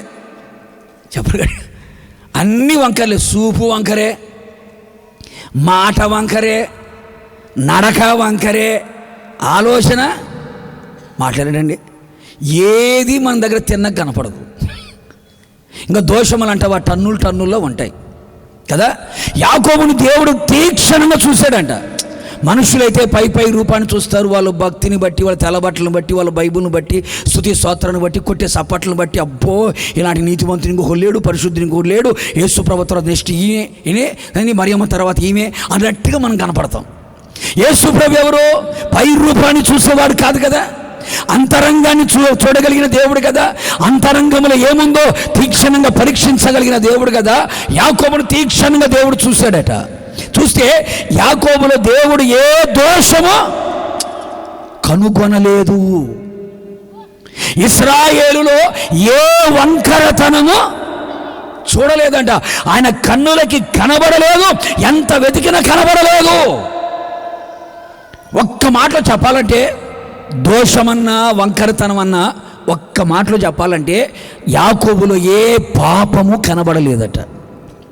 ఏ దోషమైనా, ఏ లోపమైనా, ఏ అతిక్రమమైనా, ఏ అక్రమమైనా, ఏ అపవిత్రత అయినా, ఏ అజ్ఞానమైనా, ఏ అవివేకమైనా యాకోబులో దేవుని కనబడలేదు. అంతే. టోటల్గా ఒక్క మాటలో చెప్పాలంటే, యాకోబు ఎవరయ్యా అంటే పరిశుద్ధుడుగా కనపడ్డాడు. యాకోబు పవిత్రుడిగా కనపడ్డాడు. అంతరంగములో దోషము వంకరతనం అంటే బాహ్యముగా అంతరంగములో బాహ్యమందు యాకోబు ఎలా కనపడ్డాడయ్య అంటే పరిశుద్ధుడుగా కనపడ్డాడు, పవిత్రుడిగా కనపడ్డాడు, నిర్దోషిగా కనపడ్డాడు, నిష్కల్మషుడిగా కనపడ్డాడు. అంటే పరిశుద్ధుడిగా యాకోబు కనపడ్డాడు కనుక పరిశుద్ధులకి దేవుడు ఎలా ఉంటాడట చెప్పాలి గట్టిగా. అందుకని బైబిల్ ఏమని రాయబడింది? పరిశుద్ధులందరికీ కృప తోడై ఉండునుగాక అని రాయబడింది. అంటే యేసయ్య ఎవరికి తోడుగా ఉంటాడు? బైబిల్ పట్టిన వాళ్ళందరికీ కాదు, పాటలు పాడే వాళ్ళందరికీ కాదు, ప్రసంగాలు చేసే వాళ్ళందరికీ కాదు, చప్పట్లు కొట్టే వాళ్ళందరికీ కాదు, పరిచర్య చేసే వాళ్ళందరికీ కాదు. యేసయ్య ఎవరికి తోడుగా ఉంటాడయ్య అంటే పరిశుద్ధులకి ఆయన తోడుగా ఉంటాడు. పరిశుద్ధులకి ఆయన తోడుగా ఉంటాడు గనక ఆ పరిశుద్ధులకి ఏది తక్కువ కాదు. అది ఇప్పుడు మనము దేవుని యొక్క వాక్యం అని అద్దం ఎదుట నిలబడి, అబద్ధమాడనేరని అద్దం ఎదుట నిలబడి మన జీవితం ఎలా ఉందో మనం ఆలోచన చేసుకోవాలి. నా చూపులు ఎలా ఉన్నాయి, నా తలంపులు ఎలా ఉన్నాయి, నా ఆలోచనలు ఎలా ఉన్నాయి, నా క్రియలు ఎలా ఉన్నాయి, నా నడక ఎలా ఉంది, నా పడక ఎలా ఉంది, నా ప్రవర్తన ఎలా ఉంది అని గనక వాక్యం అని అద్దం ఎదుట నిలబడితే మనలో ఉన్న లోపాలని, మనలో ఉన్న అతిక్రమాలని, మనలో ఉన్న పాపాలని ఎత్తి చూపిస్తుంది దేవుని వాక్యం. ఆ వాక్యం ఎదుట మన తప్పులు మనం తెలుసుకొని, మన పొరపాట్లు మనం తెలుసుకొని, మనము గనక క్రీస్తు యేసు కలువరి శిలువ రక్తము చేత, క్రీస్తు వాక్యము చేత, క్రీస్తు ఆత్మ చేత, ఆత్మ ప్రాణ శరీరములని కడుగుకొని మనం పవిత్రపరుచుకోగలిగితే, పరిశుద్ధపరుచుకోగలిగితే, ఆ పరిశుద్ధత మనలోకి రాగలిగితే, నీ పరిశుద్ధతను బట్టి, నీ పవిత్రతను బట్టి నా యేసయ్య నీకు తోడుగా వస్తాడు. కొడు చెప్పలు గట్టిగా గట్టిగా. అందుకనే నా యేసయ్య ఎవరయ్యా అంటే పరిశుద్ధతను కోరుకునేవాడు. నా యేసయ్య ఎవరయ్యా అంటే పరిశుద్ధతను ప్రేమించగలిగిన వాడు. నా యేసు క్రీస్తు ప్రభుల వారు ఎవరయ్యా అంటే ఆయన సుచరిత్ర కలిగిన దేవుడు. కామ, క్రోధ, మద, మోహ, లోభ, మత్సరము లేని ఆజన్మ బ్రహ్మచారి. చూపులలో కానీ, తలంపులలో కానీ, ఆలోచనలు కానీ, క్రియలు కానీ, నడకలు కానీ, పడకలు కానీ, ప్రవర్తనలు కానీ పాపము లేనివాడు, పాపము చెయ్యనివాడు, పాపం ఎరగనివాడు, పాపులలో చేరనివాడు, ఆయన నిర్దోషి, నిష్కల్మషుడైన దేవుడు. నాలో పాపమున్నదని మీలో ఎవరైనా స్థాపించగలడా అని ప్రపంచానికి సవాలు విసిరిన ఏకైక పరిశుద్ధుడు నేను ప్రకటిస్తున్న యేసు క్రీస్తు. గట్టిగా గట్టిగా గట్టిగా. ఆయన పరిశుద్ధుడైన దేవుడు గనక ఆయన ఎవరికి తోడుగా ఉంటాడంటే పరిశుద్ధులకే తోడుగా ఉంటాడు. మనలో ఏ దోషము కనబడకుండా, ఏ వంకరతనం మనము లేకుండా మన పరిశుద్ధులుగా మార్చబడాలి. మన పరిశుద్ధులుగా మార్చబడడానికే యేసుక్రీస్తు ప్రభుల వారు మన కొరకు కలువరి శిలువ రక్తాన్ని కార్చాడు.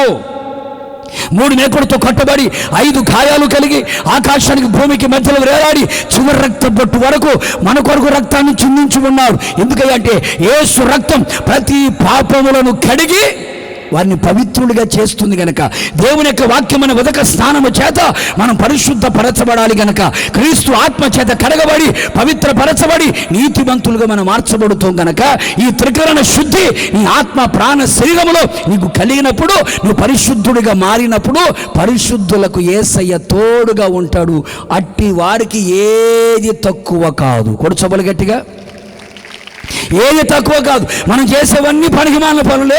దేవుడు మరలా నా తోడు నువ్వు ఉంటే అని పాట బ్రహ్మాండంగా పాడతాం కదా. పాట మంచిదే.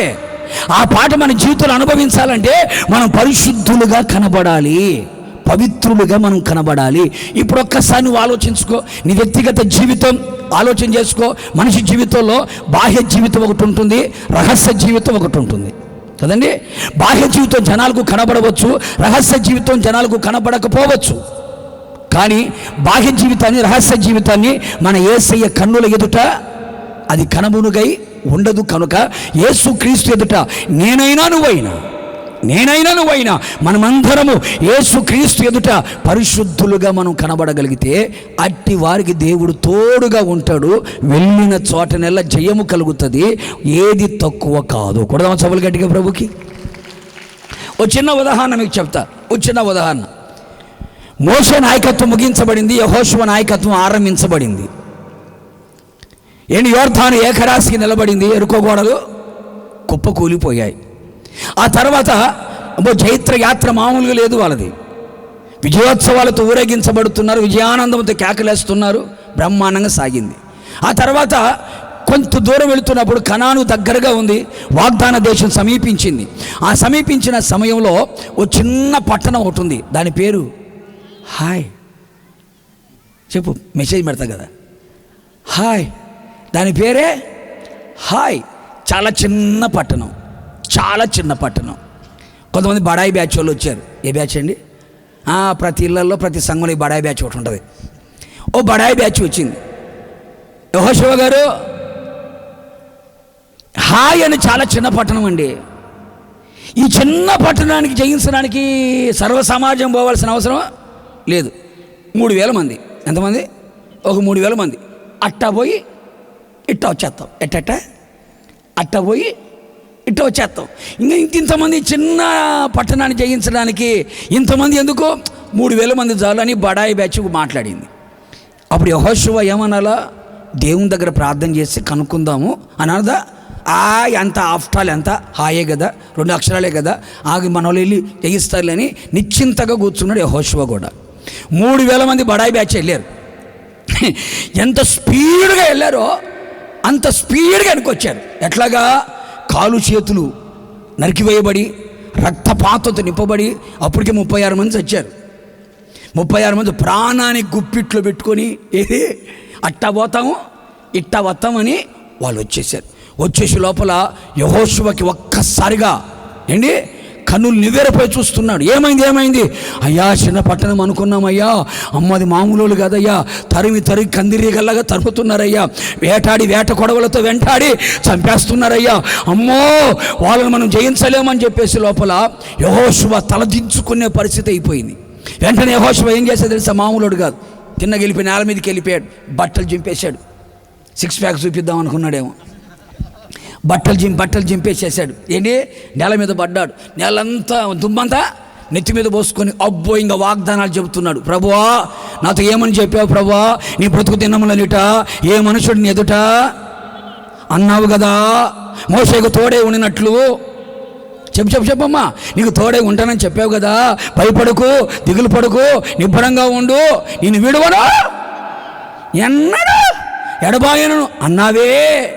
వారి కన్నులు ఎదుట నేను నిన్ను గొప్ప చేయ మొదలు పెట్టేదను అని చెప్పావే, ఇన్ని వాగ్దానాలు చేసావే. 2025లో ఏం చెప్పావు, 2024లో ఏం చెప్పావు, 2023లో ఏం చెప్పావు అని చెప్పి స్టిక్కర్లని బైబుల్ కంటించుకున్నాను కదా, వాగ్దాన పేపర్ నా దగ్గర ఉన్నాయి కదా, ఏంటి ప్రభువా ఇట్లా జరిగింది ఏంటి ప్రభువా అని అబ్బో దేవుని మీద రుబాబు చేసి మాట్లాడుతున్నాడు. దేవుడు చూసినంతసేపు చూసి హోషవా లే పైకిలే, చాలే నువ్వు చేసిన ప్రార్థన దాని పైకిలే అన్నాడు. అదేంటే అయ్యా బట్టలు కూడా చింపుకున్నానయ్యా, నేల మీద కూడా కూర్చున్నానయ్యా, దుమ్మంతా పోసేసుకున్నానయ్యా, సింపుల్గా లే పైకిలే అంటే ఏంటి ఆమెనని చెప్పకుండా సత్తానని చెప్పకుండా పైకిలే పైకిలే లేచాడు. నేను నీకేం చెప్పా చెప్పు, నీకేం చెప్పా? శపితమైన దానిని ఏది మీరు ముట్టుకోవద్దు అని చెప్పా, తీసుకోవద్దని చెప్పా, దాచుకోవద్దని చెప్పా. ఒకవేళ ఏ అపవిత్రత మీ దగ్గర గనక ఉంటే నేను మీతో కూడా రాను అని చెప్పాను లేదా? ఏ అపవిత్రత మీ దగ్గర ఉన్నా, ఏంటి ఏది మీ దగ్గర ఉన్నా రాను అని మీతో చెప్పాను కదా. నేను చెప్పినా కూడా అపవిత్రమైన దానిని మీరు దాచిపెట్టుకున్నారు, అపవిత్రమైనది మీ దగ్గర ఉంది, అందుకే నేను మీతో కూడా రాలేదు. నేను మీతో రాలేదు కనుక మీరేమయ్యారు? ఓడిపోయారు. ఒక్కసారి ఆలోచన చెయ్యండి. వాగ్దానాలు పట్టుకొని ప్రార్థన చేయడం కాదు, ఆ వాగ్దానాన్ని మనం అనుభవించడానికి దానికి తగినటువంటి పవిత్రత మనలో కనబడాలి కదా, ఆ పరిశుద్ధత మనలో కనబడాలి కదా, ఆ నీతి ఆ యథార్థత మనలో కనబడాలి కదా. ఎన్ని వాగ్దానాలు చేతపట్టుకొని చేస్తున్నాడు అయ్యగారు ప్రార్థన. నువ్వు సాలే పైకిలే, ముందు పవిత్రపరుచుకోమని చెప్పు, పరిశుద్ధపరుచుకోమని చెప్పు. ఆ పరిశుద్ధత మీలో కలిగిన రోజున నేను మీతో కూడా ఉంటాను. వెంటనే అయ్యగారు బట్టలు వేసుకున్నాడు. ఎందుకని ప్రార్థన ఆమెను కూడా చెప్పలేక బట్టలు వేసేసుకొని ఎవడు పాపం చేశాడో మొత్తం మీద లాగి ఆ పాపాన్ని రాళ్లతో కొట్టి చంపి పాపాన్ని రాళ్లతో ఏం చేశారంట? సమాధి చేశారు. మీరు గుర్తుపెట్టుకోండి, ఆ రోజు నుండి కనాన్లో కాలు పెట్టేంత వరకు యెహోషువ ఎక్కడ ఓడిపోలేదు. కొడుచపలు గట్టిగా 31 మంది రాజులను జయించగలిగాడు, పరిగెడుతున్న సూర్యుని ఆపగలిగాడు, నడుస్తున్న చంద్రుని నిలబెట్టగలిగాడు. 31 మంది రాజులని జయించి ఎక్కడ అపజయము చోటు చేసుకోకుండా వెను తిరగకుండా యెహోషువ యొక్క జైత్రయాత్ర కనాల్లో కాలు పెట్టేంతవరకు సాగింది. కారణం ఏమిటంటే పాపాన్ని ఎప్పుడైతే రాళ్లతో కొట్టి చంపేశాడో, తాను పవిత్రపరుచుకున్నాడో, సమాజాన్ని పరిశుద్ధపరిచాడో, తాను పరిశుద్ధపరుచుకొని సంఘాన్ని పరిశుద్ధపరిచాడో, ఇప్పుడు ఇశ్రాయేలు ప్రజల ఎదుట సూర్యుడు కూడా ఆగిపోయాడు, చంద్రుడు కూడా నిలబడిపోయాడు. వాళ్ళ జైత్ర యాత్ర ఎవరు అడ్డుకోలేకపోయారు. కారణం ఏంటి? తనలో ఉన్నటువంటి పవిత్రత. నీలో పరిశుద్ధత గనక ఉండగలిగితే, పరిశుద్ధత నీలో ఉంటే పరిశుద్ధుడని యేసు నీతో కూడా ఉంటాడు. పరిశుద్ధుడని యేసయ్య నీతో కూడా ఉంటే నీ జీవితంలో ఏది తక్కువ కాదు. 2025 సంవత్సరం అంతా కూడా ఒకవేళ వేషధారిగా బతుకుతూ వచ్చావేమో, నా భర్తకు తెలియదులే, నా భార్యకు తెలియదులే, నా పిల్లలకు తెలియదులే, మా సేవకులకు తెలియదులే, సంఘానికి తెలియదులే అని ఒకవేళ ఏ చీకటి రహస్య కార్యక్రమాల్లో ఒకవేళ నడిపించబడుతూ వచ్చావో, అది ఏ పాపమైన, త్రాగుబోతనమైన, తిరుగుబోతనమైన, అక్రమ సంబంధాలైన, వ్యభిచారమైన, అబద్ధమైన, వడ్డీ వ్యాపారాలైన, లోక సంబంధించిన తుచ్చమైన ఏ కార్యకలాపాల మధ్యలో ఒక నడిపించబడుతున్నావో, ఉన్న పాటున క్రీస్తు యేసు రక్తము చేత, క్రీస్తు వాక్యము చేత, క్రీస్తు ఆత్మ చేత నిన్ను నువ్వు కడుక్కొని పరిశుద్ధపరుచుకొని పరిశుద్ధుడిగా యేసయ్య ఎదుట నువ్వు నిలబడు. పరిశుద్ధుడని యేసయ్య నీతో రాకపోతే అప్పుడు అడుగు. ఇంతవరకు నువ్వు ఎదురు చూచినటువంటి శాపం, దరిద్రత, కొరత, కొదువ, తక్కువ లేమి ఆ పరిశుద్ధుడు యేసు నీతో ప్రారంభించిన తర్వాత అవన్నీ తొలగిపోతాయి. విజయోత్సవాలతో నడిపించబడుతావు. వెళ్ళిన ప్రతి స్థలంలో ఆశీర్వాదాన్ని చూడగలుగుతావు. కూడా చప్పలు గట్టిగాను. అందుకనే ఎవరికైనా తోడుగా ఉంటాడు. తోడుగా ఉంటే ఏది తక్కువ కాదు. ఎవరికి తోడుగా ఉంటాడు అంటే పరిశుద్ధులకి ఆయన తోడుగా ఉంటాడు. ఆయన యందు విశ్వాసం ఉంచిన వారికి ఆయన తోడుగా ఉంటాడు. అందుకనే పరిశుద్ధతను మనము కోరుకుందాం, పరిశుద్ధతను మనం ప్రేమిద్దాం. ఎందుకంటే హృదయ శుద్ధి గల వారు ధన్యులు, వారు దేవుని చూడగలుగుతారు. పరిశుద్ధతలో సమస్త మనుషులందరితో మనం ఎలా ఉండాలట? చెప్పలు గట్టిగా. సమస్త మనుషులతో మనము పరిశుద్ధత కలిగిన వారిగా కనబడాలి. ఎందుకయ్యా అంటే పరిశుద్ధత లేకుండా పరలోకానికి మనం వెళ్ళలేం కనుక. అందుకే బైబిల్ అంటే మొదటి పునరుత్థానములో పాలు పొందువారు ధన్యులు వారు, పరిశుద్ధులు వారి మీద రెండవ మరణం అధికారము లేదు. అందే పరలోకంలో ఉండే వాళ్ళందరూ ఎవరు? పరిశుద్ధులే. సంఘములో అందరూ ఉంటారు, గుర్తుపెట్టుకో. సంఘములో అందరూ ఉంటారు. సంఘములు అందరూ పరిశుద్ధులు ఉంటారా? అట్లన రాదు. గురుగులు ఉంటాయి, గోధుమలు ఉంటాయి, మేకలు ఉంటాయి, గొర్రెలు ఉంటాయి కదా, నీతిమంతులు ఉంటారు. సంఘం అంటేనే సంకర జాతి అని అర్థం. అన్ని రకాల మనస్తత్వాలు కలిగిన వాళ్ళు ఉంటారు. తాగుబోతులు రారా, తిరుగుబోతులు రారా, సీరియల్ ముందు కూర్చొని గుడికలు మింగేవాళ్ళు రారా, కొంపలు కూల్చేవాళ్ళు రారా, అక్కడ మాటలు ఇక్కడ మాటలు అక్కడ చెప్పేవాళ్ళు రారా. ఇక్కడ కూడా వచ్చారు, వాళ్ళు కూడా బైబిల్ పట్టారు, వాళ్ళు కూడా సప్పలు కొట్టారు. సంఘానికి అందరికీ ప్రవేశం ఉంది, కానీ పరలోకములో పరిశుద్ధులకే ప్రవేశము. కొడు చప్పలు గట్టిగా. సంఘములో అందరికీ ప్రవేశం, కానీ పరలోకములో అందరికీ, పరిశుద్ధులకు మాత్రమే పరలోకంలో ప్రవేశం. పరిశుద్ధులు మాత్రమే పరలోకములో ఉంటారు. కనుక మన పరలోకములో ఉండాలి అంటే, పరమ ప్రభు అయిన ప్రభుతో కూడా కలిసి మనం బ్రతకాలి అనుకుంటే, ఈ లోకంలో ఏది తక్కువ కాకుండా పరలోకములు కూడా మనం నిలిచి ఉండాలంటే పరిశుద్ధతయే ప్రామాణికముగా మన జీవితంలో కనబడాలి. నాకైనా నీకైనా మనకైనా మనందరికీ పరిశుద్ధత కావాలి. పరిశుద్ధత కలిగిన వారికి పరిశుద్ధుడైన యేసు తోడుగా ఉంటాడు. ఆ తోడుగా ఉంటే నీకేది తక్కువ? నమ్మిన వాళ్ళందరూ లేలు చెప్పండి. దేనికి చెప్పావు? హల్లెలూయా. దేనికి చెప్పావు? నేను పరిశుద్ధుడిగా ఉంటే ఆయన నాకు తోడుగా ఉంటాడు, నాకేమి అట్ట చదువుకోవాలా. నేను ఆయన యందు విశ్వాసం ఉంచితే ఆయన నాకు తోడుగా ఉంటాడు, నాకేమీ తక్కువ కాదు. నేను ఆయన లాంటి పరిశుద్ధత, ఎవరు లాంటి పరిశుద్ధత అండి? మన పరిశుద్ధతను కోరుకుంటప్పుడు కూడా ఏ భక్తుని ఆయన పెట్టలే. విశ్వాసంలో పలానాను చూడు, సహనంలో పలానాను చూడు, భక్తిలో పలానాను చూడు అంటాడే కానీ పరిశుద్ధతకు వచ్చే లోపల ఆయనని పెట్టుకుంటాడు ఆయన. అందుకని నా పరిశుద్ధ తైలముతో నేను మిమ్మల్ని అభిషేకిస్తాను అన్నాడు. పరిశుద్ధతకు ఆయనకాయనే సాటి, ఆయనకాయనే పోటీ. కనుక పరిశుద్ధతలో ఆయన మాత్రమే చూడాలి. ఏ భక్తుని చూడకూడదు, ఏ సేవకుని చూడకూడదు, ఏ భక్తురాలని చూడకూడదు. పరిశుద్ధతలో యేసయ్యనే చూడాలి.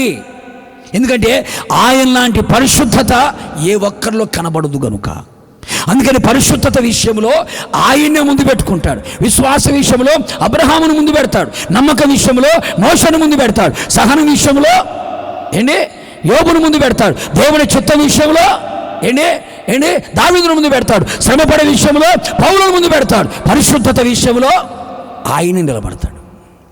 అందుకే ఆయన లాంటి పరిశుద్ధత మనకు కావాలి, ఆయన లాంటి పవిత్రత కావాలి. అందుకనే నేను పరిశుద్ధుడై ఉన్న ప్రకారము అంటాడు ఆయన. నేను ఎలా ఉన్నానో మీరు అలాగే ఉండండి అంటాడు ఆయన. కనుక ఆయన లాంటి పరిశుద్ధత మనం కలిగి ఉన్నప్పుడు ఆయన మనకు తోడుగా ఉంటాడు, మనకేది తక్కువ కాదు. కడిగి సబ్బలు కొట్టు, ఉన్న కాడికి కొట్టు, బాగా కొట్టాలా. ఎందుకంటే సప్పట్లు కొడితే చాలా లాభాలు ఉన్నాయి, చాలా లాభాలు ఉన్నాయి. ఎందుకంటే మీరందరూ లాభాన్ని బంధువులు అనుకుంటా, లాభాన్ని చుట్టాలు ఎక్కువ ఉన్నట్టున్నారు. లాభం లేకపోతే ఏ పని చేసేటట్లేదు. నువ్వు సప్పట్లు కొట్టావనుకో యేసయ్యకు మహిమ. నువ్వు సప్పట్లు కొట్టావనుకో చలికాలం వేడిగా ఉంటుంది. నువ్వు సప్పట్లు కొట్టావనుకో కాస్త కూస్త వచ్చిన దోమలన్నీ చచ్చిపోతాయి. లేటెస్ట్గా చెప్పిన న్యూస్, నువ్వు సప్పట్లు కొట్టావనుకో గుండె జబ్బులు రావంట. అట్లాగని చెప్పి ఎక్కడ పడితే అక్కడ ఒక అట్టగాకు తేడాలు వచ్చేస్తాయి. అందుకని ఇప్పుడు మళ్ళీ ఒకసారి కొట్టు. మీరు గట్టి మంచోళ్ళు, మీకు చెప్పాలి కానీ బ్రహ్మాండంగా చేస్తారు, మీకు చెప్పాలి కానీ మీరు బ్రహ్మాండంగా చేస్తారు. చివరిగా ఒక మాట చెప్పి నేను ముగిచ్చేస్తాను. ముచ్చటంగా 3వ మాట చెప్తా చూడండి. ఆమోసు గ్రంథం 5వ అధ్యాయం 14వ వాక్యం చూద్దామా. ఆమోసు గ్రంథం 5వ అధ్యాయం 14వ వాక్యం. ఎవరు? నువ్వు కాదా? మనమందరము బ్రతుకున్నట్లు కీడును విడిచి మేలుని వెదకండి. అలాగూ అన్నప్పుడు కీడును విడిచి మేలు చేసిన ఎడల మీరు అనుకొని చొప్పున దేవుడును సైన్యములకు అధిపత్యగు యెహోవా మీకు తోడుగా ఉండును. ముచ్చటగా మూడవదిగా మొదటికి చెప్పాను, ఆయన యందు విశ్వాసము ఉంచినప్పుడు తోడుగా ఉంటాడు అని. రెండవది పరిశుద్ధత కలిగినప్పుడు ఆయన తోడుగా ఉంటాడు అని. మూడవదిగా రాయబడిన మాట ఆమోస్ గ్రంథకర్త చాలా చక్కగా మాట రాస్తాడు. ఏమని? మీరు బ్రతుకున్నట్లుగా కీడును విడిచిపెట్టండి. ఇంతవరకు నీ భర్తకు కీడు చేసావు, డ్రమ్ములో పెట్టావు, మిక్సీలో వేసావు, కృష్ణానాథ్ దగ్గర తీసుకెళ్ళి తోసేసావు. ఏ మాట్లాడేంటండి? నవ్వుతారేంది? నేను నడుస్తున్న చరిత్ర నగ్న సత్యాలు చెప్పే నేను, అవునా కదా? అందుకని నీ భర్తకు నువ్వు కీడు చేయగా ఇంతవరకు కీడు చేసావు, నీ భార్య కూడా కీడు చేసావు. ఏంటి? కీడు చేసి మెడకాయ తలకాయ తీసేసి పోయావు. ఏంటి? అత్తమామలకు కీడు చేసావు, కోడలకి కీడు చేసావు, తోడి కోడళ్ళకు కూడా అందరికీ కీడు చేసుకుంటూ వచ్చావు. 2025 వరకు చేసుకుంటూ వచ్చావు. ఇంకా వద్దు, ఫుల్ స్టాప్ పెట్టు. నీ మనస్సులో కూడా ఎవరికి కీడు చేయడానికి తలంచవద్దు. కీడు చేయడం మానేయండి, మేలు మీరు చేయండి. మేలు చేయడం వెదకండి, మేలు చేయడం, మేలుని వెదకండి అన్నాడు. వెతికితే ఏమవుతుంది? వెతికితే ఏమవుతుంది? అడుగుడి మీకు ఇవ్వబడును, వెదకుడి మీకు. మేలుని వెతికితే మనకేమవుతుంది? దొరుకుతుంది. ఎప్పుడైతే నువ్వు మేలు చేయగలుగుతావో ఆ మేలు చేసిన కారణాన్ని బట్టి దేవుడు ఏమవుతాడు? మనకి తోడుగా వస్తాడు. కీడుని విడిచి మేలు చేసిన ఎడల సైన్యములకు అధిపతియగు యెహోవా మీకు తోడుగా ఉండును అన్నాడు. ఏమిటి మేలు అంటే? మేలు చేయడం అంటే ఏంటయ్యా? ఏమిటి మేలు అనే దానికి బైబిల్ ఒక్క మాట చెప్తా. యోబు గ్రంథం 22వ అధ్యాయం 21వ వాక్యం. యోబు గ్రంథం 22వ అధ్యాయం 21వ వాక్యం. యేసయ్యతో సహవాసము చేసిన ఎడల మీకు సమాధానము కలుగును, అలాగున మీకు. ఇప్పుడు చెప్పండి, ఏం వెదకాలి మనము? మేలును మనము వెదకాలి. మేలును వెదికితే ఆయన ఏమవుతాడు? మనకి తోడుగా ఉంటాడు. ఏమిటా మేలు? ఏమిటా మేలు అంటే ఆయనతో మనము సహవాసము చెయ్యడమే మనకి మేలు. అంటే ఈ 2026వ సంవత్సరంలో నీవు గనక ఈ మేలు గనక నువ్వు చెయ్యగలిగితే, ఈ మేలును గనక నువ్వు వెతకగలిగితే, సైన్యములకు అధిపతి యెహోవా నీకు తోడుగా ఉంటాడు.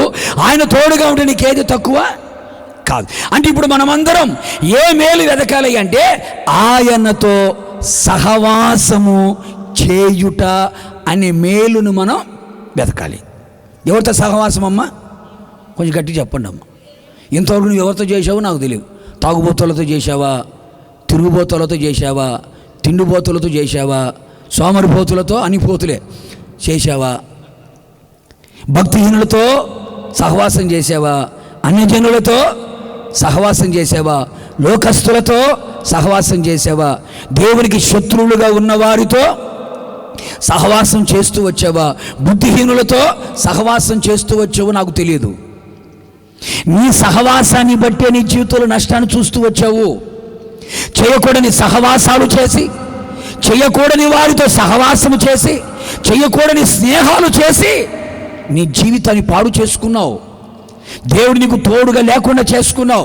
అందుకే ఈ 2026వ సంవత్సరంలో నువ్వు చేసుకోవలసినటువంటి ఒక నిబంధన, ఒక తీర్మానం ఏమిటంటే, నేను యేసయ్యతో సహవాసము చేస్తా. ఆయనతో నేను సహవాసము చేస్తాను అనగా నువ్వు తీర్మానం చేస్తే, ఆయనతో నువ్వు సహవాసము చేసావనుకో, ఆయన నీతో సహవాసం చేస్తాడు. అప్పుడు ఆయన నీతో ఉంటాడు, నీవు ఆయనతో ఉంటావు. అప్పుడు నీ జీవితంలో ఆయన నీకు తోడుగా ఉంటాడు. నీకు తోడుగా ఉంటే నీకేమి తక్కువ కాదు. ఇప్పుడు మనం ఎవరితో సహవాసం చేయాలి చెప్పాలి? ఎవరితోనమ్మా? యేసయ్యతో సహవాసం చేయాలి. యేసయ్యతో సహవాసం చేయాలంటే ఎట్లాగా? 3 అనుభవాలు ఉన్నాయి. ఎన్ని అనుభవాలండి? 3 అనుభవాలు ఉన్నాయి.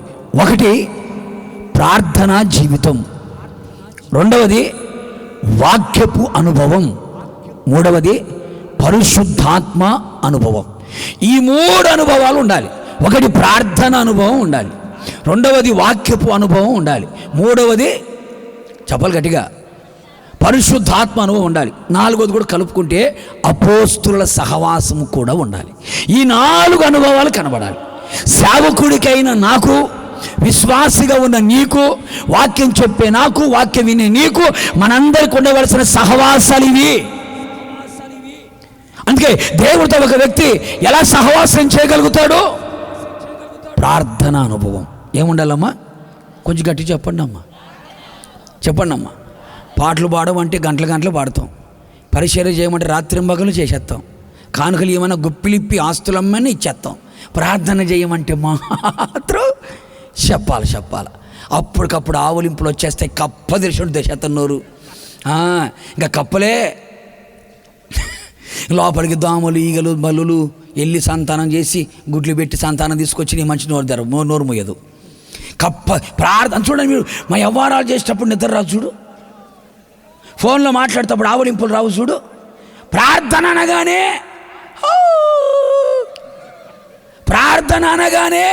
ఇంకా కొంతమంది ప్రార్థనలో కూర్చుంటారండి, యోగాసనాలన్నీ వేసేస్తారు.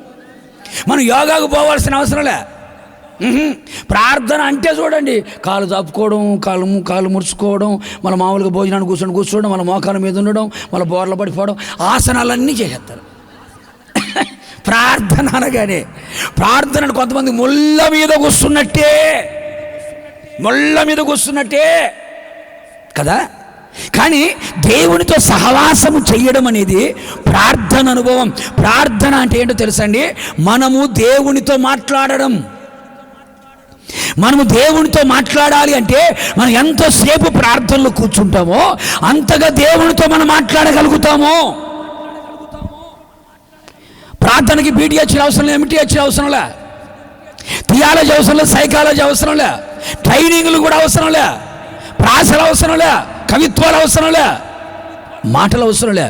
నీ గుండెల్లో ఉన్న గోడుని నీ నోటి ద్వారా ప్రభుతో చెప్పుకోవడమే ప్రార్థన. ప్రార్థన అంటే ప్రభుతో మాట్లాడడం.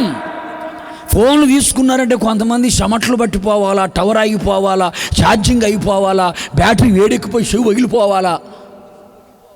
అయినా మన వ్యవహారాలు ఇంకా చెప్పు అని పిడుగురాలు స్టార్ట్ చేస్తే గుండ్రు పోతాడు. ఇంకా చెప్పు అని కూడా చెట్టు మొత్తం మీకు ఎత్తాడు. చెప్పు ఏం చెప్తూ కొట్టాలి, ఇంకా ఏం చెప్పేది ఏంటాడా? అదే ప్రార్థనలో కూర్చో, ఉపవాస ప్రార్థనకి రా, ప్రార్థనలో కూర్చుందామంటే అంతసేపు అంటే లోకముతో వ్యవహారాలు చేయమంటే మాత్రం మనకి మాటలు బాగానే వస్తాయి ఏంటి, మాటలు బ్రహ్మాండంగా దొర్లుకొని వచ్చేస్తాయి. ప్రార్థన చేయమంటే అబ్బో 2 నిమిషాలు 3 నిమిషాలు చేస్తా, 4 నిమిషం కనపడదు. ఇంకా ఏం చేయాలి అర్థం కాదు, ఇంకా ఏం ప్రార్థన చేయాలి అర్థం కాదు, దిక్కులు తొత్తుంటారు. ఎందుకని? యేసునామమున వేడుకుంటున్నాం తండ్రి, అయిపోయింది ప్రార్థన అయిపోయింది. దేవునితో సహవాసము చేయడం అంటే ప్రార్థన అనుభవాలు ఉండాలి. అందుకే మన పితరులు ఉపవాసముని ప్రార్థన చేశారు, ఏక మనసుతో ప్రార్థన చేశారు, ఎడతెగక ప్రార్థన చేశారు, పట్టుదలతో ప్రార్థన చేశారు, విసుకక ప్రార్థన చేశారు, కన్నీళ్లతో ప్రార్థన చేశారు, గోసాడి ప్రార్థన చేశారు, బతుకులాడి ప్రార్థన చేశారు. ఇవన్నీ దేవునితో సహవాసం. మరి ఈ రోజున దేవుడు మనకు తోడుగా ఉండాలి అంటే ఆయనతో మనం సహవాసం చేయాలి కదా. ఆయన మనతో సహవాసం చేస్తే ఆయన మనతో కూడా ఉంటాడు, మన బాగోగులను చూసుకుంటాడు ఆయన. మరి యేసుతో సహవాసం చేయకపోతే ఆయన మనతో ఎలా ఉంటాడండి? వేకువ సాములు లేచి ప్రార్థన చేయగలుగుతున్నామా? సాయంకాలం కుటుంబ ప్రార్థన చేసుకోగలుగుతున్నామా? సమయం దొరికినప్పుడు ఒంటరిగా ఉండి ప్రార్థన చేయగలుగుతున్నామా? కుటుంబ ప్రార్థన చేయగలుగుతున్నామా? సంఘ ప్రార్థన చేయగలుగుతున్నామా? వ్యక్తిగత ప్రార్థన మనం చేయగలుగుతున్నామా? ఒకసారి మీరు ఆలోచించండి. మన ప్రార్థన ఎప్పుడయ్యా అంటే ప్లేట్ నిండా పెట్టుకున్నప్పుడు, ఒక డేక్ష దొర్లించుకొని దాంట్లో మధ్యలో పాత తీసి ఏది తాపి ఎత్తు తీసినట్టుగా తీసి ఇంకొక కుండ దాంట్లో వేసేసుకొని తింటున్నా. అందుకని మళ్ళీ రెండోసారి వేసుకుంటే సిగ్గుడికి, అందుకే డేక్ష వేసేసుకుంటాడు. పాత తీసుకుని దాంట్లో వేసేసుకొని ప్రభువా తింటున్నా, అరగాల కరగాల, రక్తం పట్టాలా, కొవ్వు పట్టాలా, బైపాస్ సర్జరీ చేయాలా, లేకపోతే రోడ్ల మరి జరగాల, ఏదో ఒక లారీ కొట్టాలా. అందుకని ఇంకా చెప్పు తినేటప్పుడు ఆ జాతి ఇక్కడ ఉన్నట్టుంది. తినేటప్పుడు ప్రార్థన, మరి కొంతమంది పడుకునేటప్పుడు ప్రార్థన. ఎందుకని? దయ్యాలు దుక్కుతున్నాయంట, అన్ని నాగుపాములే వచ్చేస్తున్నాయంట, ఎవరో ఎంటబడుతున్నట్టుగా, ఎవరో చంపుతున్నట్టుగా, గొంతు బిసికినట్టుగా, ఏదో గుండెలో బరువు, ఏదో పెద్ద టన్ను బరువు పెట్టినట్టుగా. ఇంకా రాత్రి గిలగిలగిలగిలగిలు కొట్టుకుంటుంది, పక్కన కొట్టుకొని రాత్రి అంతా కొట్టుకో తెల్లారి కల్లా, ఏమ్మాయి రాత్రి అంతా ఇదిలిచ్చుకుంటూనే ఉన్నాను కదా, నీకు మెలుగు అస్సలు నాకు మెలుగు. పక్కన సూర్యకాంతం పడుకుంటుంది మనిషి, అస్సలు నాకు మెలుగువే లేదని. ఎట్లుంటుంది చెప్పు? అంటే మనం నేను చెప్పి నవ్వుకోవడానికి కాదు, మన ప్రార్థన తీరు ఎలా ఉందో చూడండి. తినేటప్పుడు ప్రార్థన, పడుకునేటప్పుడు చెప్పు గట్టిగా, ఇంకా మంచకూడ దగ్గరికి వెళ్ళి గిట్ట పెట్టుకొని ప్రభా చూసుకో కాసుకో ఏసునాములు వేలుకుంటున్నాను తండ్రి. ఏది ప్రార్థన? ఇదే ప్రార్థన అంటే. దేవునితో మనం ఏం సంభాషించాలా? కొంతమంది ప్రార్థనలో కూర్చున్నారంటే, ప్రార్థనలు కూర్చున్నారంటే 10 నిమిషాలకే పాస్పోర్ట్ లేకుండా, వీసా లేకుండా 250 దేశాలు తిరిగి వస్తారు. వీళ్ళకి పాస్పోర్ట్ అవసరం లేదు, వీసా అవసరం లేదు, మొత్తం తిరిగి వచ్చేస్తారు. మొత్తం అయిపోతుందా అని ప్రపంచాలను తిరిగి వచ్చేస్తారా? టైం చూస్తే 10 నిమిషాలు అయ్యేదాడా? మరి టైం చూస్తే 10 నిమిషాలు. మళ్ళీ వీళ్ళు బిల్డప్ పెట్టడం తెలుసా? 2 గంటలు చేసిన ఫీలింగ్ ఇస్తాడు వీళ్ళు. బిల్డప్ 2 గంటలు చేసిన ఫీలింగ్ ఆడ 10 నిమిషాలు అయ్యేదాడా? కొంతమంది ప్రార్థనా పరులు ఉంటారు, రాత్రి అంతా ప్రార్థన చేస్తారా, ఏంది గంటలు ప్రార్థన చేస్తారా, లేచిన తర్వాత వాళ్ళకు 3-4 గంటలు ప్రార్థన చేసిన 10 నిమిషాలు చేసినట్టుంటుంది వాళ్ళకి. 10 నిమిషాలు చేసినట్టుంటుంది వాళ్ళకి. ఏది 3 గంటలు 4 గంటలు ప్రార్థన చేసినా 10 నిమిషాలు చేసినట్టు ఉంటుంది. కొంతమంది చేసేదేమో 10 నిమిషాలు, బిల్డప్ ఏమో 10 గంటలు. ఇలా జాతి వాళ్ళు ఇక్కడ ఉన్నారు. జాతి మాటలు రావు కదా, మాటలు రావు కదా. వచ్చినాయి అంటే ఖచ్చితంగా. అసలు ఈరోజు మీకు వాక్యం చెప్పాలనుకుంది ఇది కాదు. అసలు కటాక్షం గురించి చెబుదామని పుస్తకం కూడా తెచ్చిపెట్టుకున్నా, పుస్తకం కూడా పంపించి పెట్టుకున్నా, బైబిల్. ఈ మాటలు వచ్చినాయంటే ఖచ్చితంగా దేవుడు ఈ మాటలు మీకు చెప్పమన్నాడంటే ఖచ్చితంగా దేవుని మాట ఇది. మనం ఎలా ప్రార్థన చేస్తున్నాం చెప్పు? మళ్ళా నాకు అది జరగలేదు, నాకు ఇది జరగలేదు, పిల్లకి పెళ్లి కాలేదు, పిల్లలు కొట్టలేదు, 1 మార్కులో పోయింది, 1/2 మార్కు ఎందుకు పోదు? ఏది ప్రార్థన చేస్తేగా 1/2 మార్కులో పోయింది, 1 మార్కులో పోయింది. గర్భం అందినట్టు పోయింది, గట్టలు ఉన్నాయంట. ఎందుకుండవు? ఏ రోజైనా ప్రార్థన చేసావా? ప్రార్థన చేయగలిగిన మనస్సు మనకుందా? ప్రార్థన మనము చేయగలుగుతున్నామా? ప్రభు దగ్గర మోకరించి ప్రభు సన్నిధిలో కన్నీళ్ళు విడిచి ప్రార్థన చేయగలుగుతున్నామా? నీ కుటుంబంతో కలిసి, వ్యక్తిగతంగా, ఒంటరిగా దేవుని సన్నిధిలో కూర్చొని నువ్వు ప్రార్థన ఎంత చేస్తావో, ప్రభుతో ఎంత సహవాసం నువ్వు కలిగి ఉంటావో, ఆ ప్రార్థన సహవాసం గుర్తుపెట్టుకో, నీ ప్రార్థన నీకు ప్రాకారముగా ఉంటుంది. అందుకే కీర్తనకారుడు అంటాడు, నా జీవన దాతని యెహోవాకు నేను చేసిన ప్రార్థన నాకు తోడుగా వస్తుంది అంటాడు. నువ్వు చేసే ప్రార్థన నీకు తోడుగా వస్తుంది. నువ్వు చేసే ప్రార్థన నీ ముందు వెనుక, కుడి ఎడమల పైన క్రింద నిన్ను ఆవరించి నడిపిస్తుందా ప్రార్థన. ప్రార్థన నీ కుటుంబానికి ప్రాకారం, ప్రార్థన నీ పిల్లలకి ప్రాకారం, ప్రార్థన నీ కలిగిన సమస్తానికి ప్రాకారం. ఆ ప్రార్థన సహవాసం మనము కలిగి ఉండాలి. ప్రభుతో ఎక్కువగా సహవాసము చేసేవారిగా కనబడాలి. నీకు సమయము దొరికినప్పుడల్లా, ఎప్పుడైనా, ఎక్కడైనా, ఎలాగైనా నువ్వు ప్రార్థన చేయవచ్చు. ప్రార్థనకు సమయం మనం నిర్ణయించుకుని ప్రార్థన చేయడానికి ఇష్టపడాలి. ఎందుకంటే ప్రార్థన ద్వారానే దేవునితో సహవాసం ఆరంభమవుతుంది. మోకరించగలుగుతున్నామా? నడుము కట్టుకోగలుగుతున్నామా? దేవుని సన్నిధిలో ప్రార్థించగలిగిన మనస్తత్వం ఉందా? ఒకప్పుడు బాగానే ప్రార్థన చేశావు, ఒకప్పుడు బాగానే ఉపవాసాలు ఉన్నాం, ఒకప్పుడు బాగానే మోకాల మీద ఉన్నాం, ఒకప్పుడు దేవుని సన్నిధిలో రాత్రంతా ప్రార్థన చేసిన అనుభవాలు ఉన్నాయి. రాను కాలక్రమేణా ఇప్పుడు ప్రార్థనలో దిగజారిపోయి ప్రార్థన లేమి, ప్రార్థన కొరత, ప్రార్థన తక్కువ కనబడుతుంది మన జీవితాల్లో.